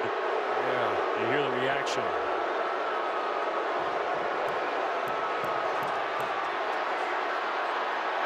Scott Frost has not been happy all game long with this officiating crew. Yeah, that felt in this moment, to me, it's got to be fairly egregious. It's just got to stand out. Let these players in the final 2:33 decide it. That one helps Stidham and Auburn big time. Second down and around 11. You're right, the spot foul aspect of that did mitigate a little bit of the damage, a little bit. Clock stopped. Play clock. Milton, another pitch play. Anderson, can he get this one upfield? No, not in the same way. He got a couple yards, another quick timeout for Auburn. A first down would almost do it because of the lack of timeouts. Auburn only has one left. Milton, handoff. Anderson straight ahead. Auburn will use its final timeout. This one is no gimme from the left hash. It's about 37 yards from Matthew Wright. Snap, hold, kick is no good. He missed it left. And Auburn still got a shot. Plenty of time, 2:18. The two missed field goals, one blocked, one just out now missed. By that much, not much. Oh.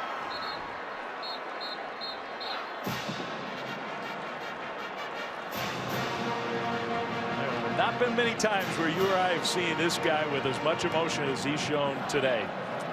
He is into this game, Gus Malzahn.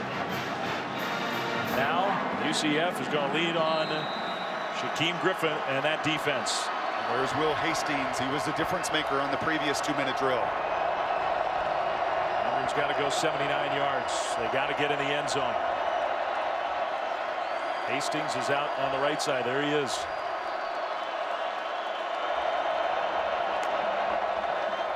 Stidham looking the other direction, now flushed, and Stidham will just fling it away. The hit as he released it from Griffin. No flag. He put a lick on Jared Stidham. Man, does he accelerate. His twin brother is a DB for the Seahawks. A tremendous rookie year. Watch A to B.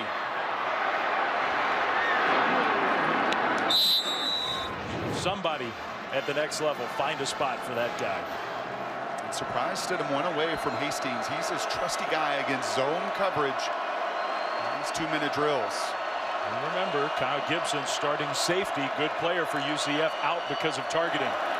Stidham looking middle, throws short, incomplete. Trying to hit Kerryon Johnson. He took another hit. Oh. Rod. Senior D lineman. Ouch.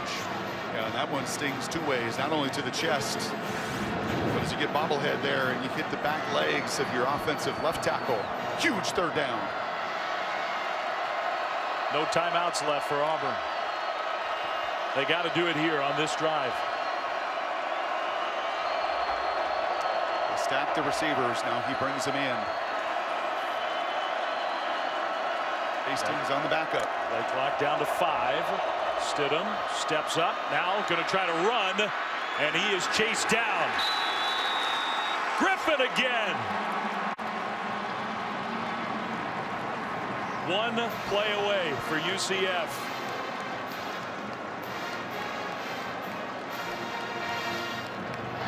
One play away from a perfect season.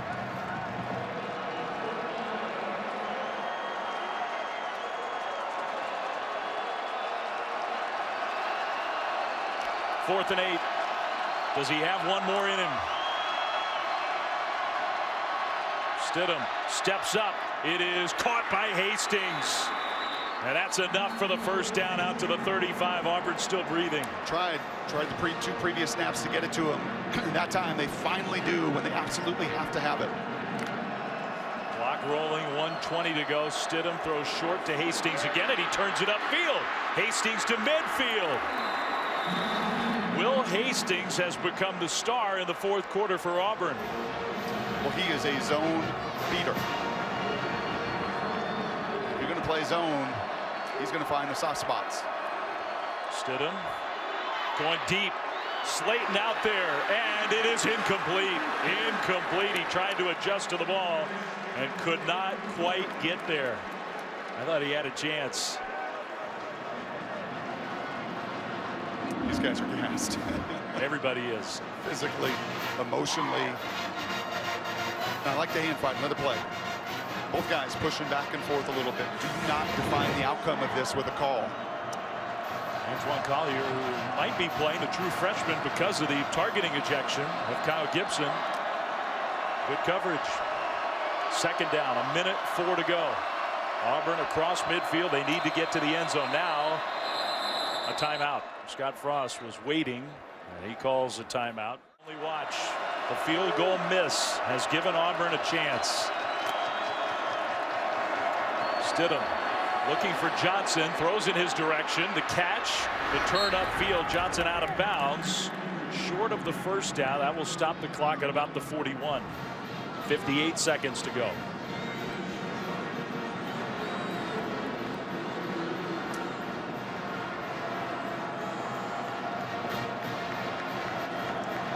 Third and 4.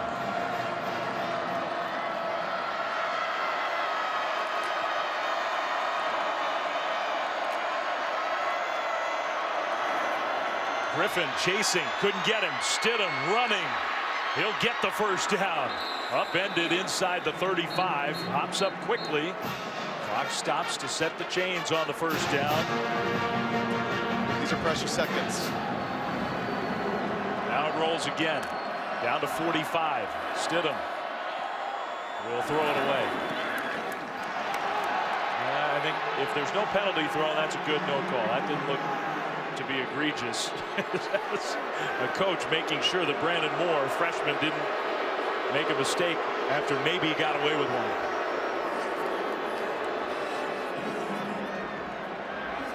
Second down. Yeah, you don't need to do that. Yeah, and that could have been flagged. I didn't think it was real violent, but that could have been a penalty.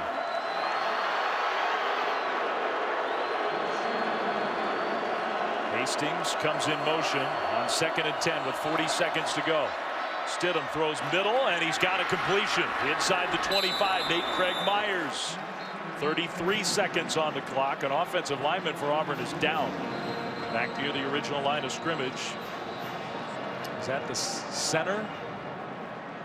I think it's Casey Dunn. Every game there last year should not be an issue on the snaps, the cadence, the mechanics. Hastings in motion. Now the clock winds. Good rush. Stidham under pressure. Throws it. Intercepted. I don't know if he was trying to throw it away or what. But UCF is 24 seconds away from perfection. The true freshman Collier. It came right to him.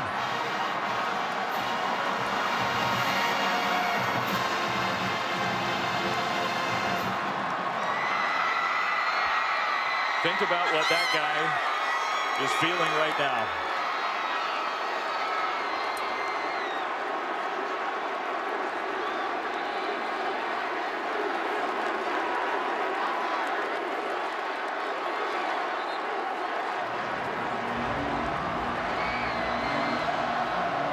The celebration is starting here in Atlanta.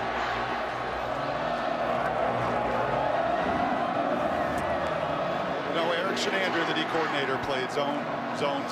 Just let him work it down the field. Gave up 7, and they went right down the field again. But with the game on the line, kind of like his head coach, he was not going to have his season defined by playing back. They were going to be aggressive, and it's just fitting that Griffin in the face forces the interception. 12 tackles, sack and a half, and the play at the end, perfection. Wow. New Year's Day 2018. A day that coach, those players, and this program will never, ever forget. What a win and what a season for UCF. I think all those sleepless nights, cross-country flights, hours spent doing what no other coach or very few have ever done to finish this storybook season off for Scott Frost. Every one of those hours pays off right now. Right now, right here in Atlanta. Yeah, put the hat on, Scott. Allison Williams getting in position. So as soon as we get ready, we'll go down and hear from the head coach. His final game with UCF, and what a win, Allison. Scott, I know how much it meant to you to coach this team in this game. As you see them celebrating an undefeated season and a Peach Bowl championship, what does that mean to you? It's about the players. It's always about the players. These guys deserve to be here. This team beat 2 teams that are in the playoff. I'm just happy for these guys. They've worked their tails off, and it's unbelievable to watch the success they've had. Auburn was a team that on so many levels seemed to have these advantages. What did you guys do to slay an SEC giant? You know, they're a great team. They're in one of the best leagues in the country. They're a great team. I knew if we could just neutralize the 2 front lines, we'd have a really good chance. And I got to give credit to our O-line and D-line. They did it, and our playmakers found a way. What was the difference for your quarterback, Mackenzie Milton, in the first and the second half? You know, he looked a little nervous early. He missed some throws. I mean, we had chances. We had a wide open guy to make it 17-3. We had a chance to kick a field goal to get up 10. We didn't play our best game. I don't think Auburn did either. But our kids are fighters. I'm just happy for them. When you look back on this season and everything your team accomplished, what are you most proud of? This is a team that was 0-12 2 years ago. They had nowhere to go but up, but I can't believe how far up they went. Scott, thank you so much. Congratulations. Thank you.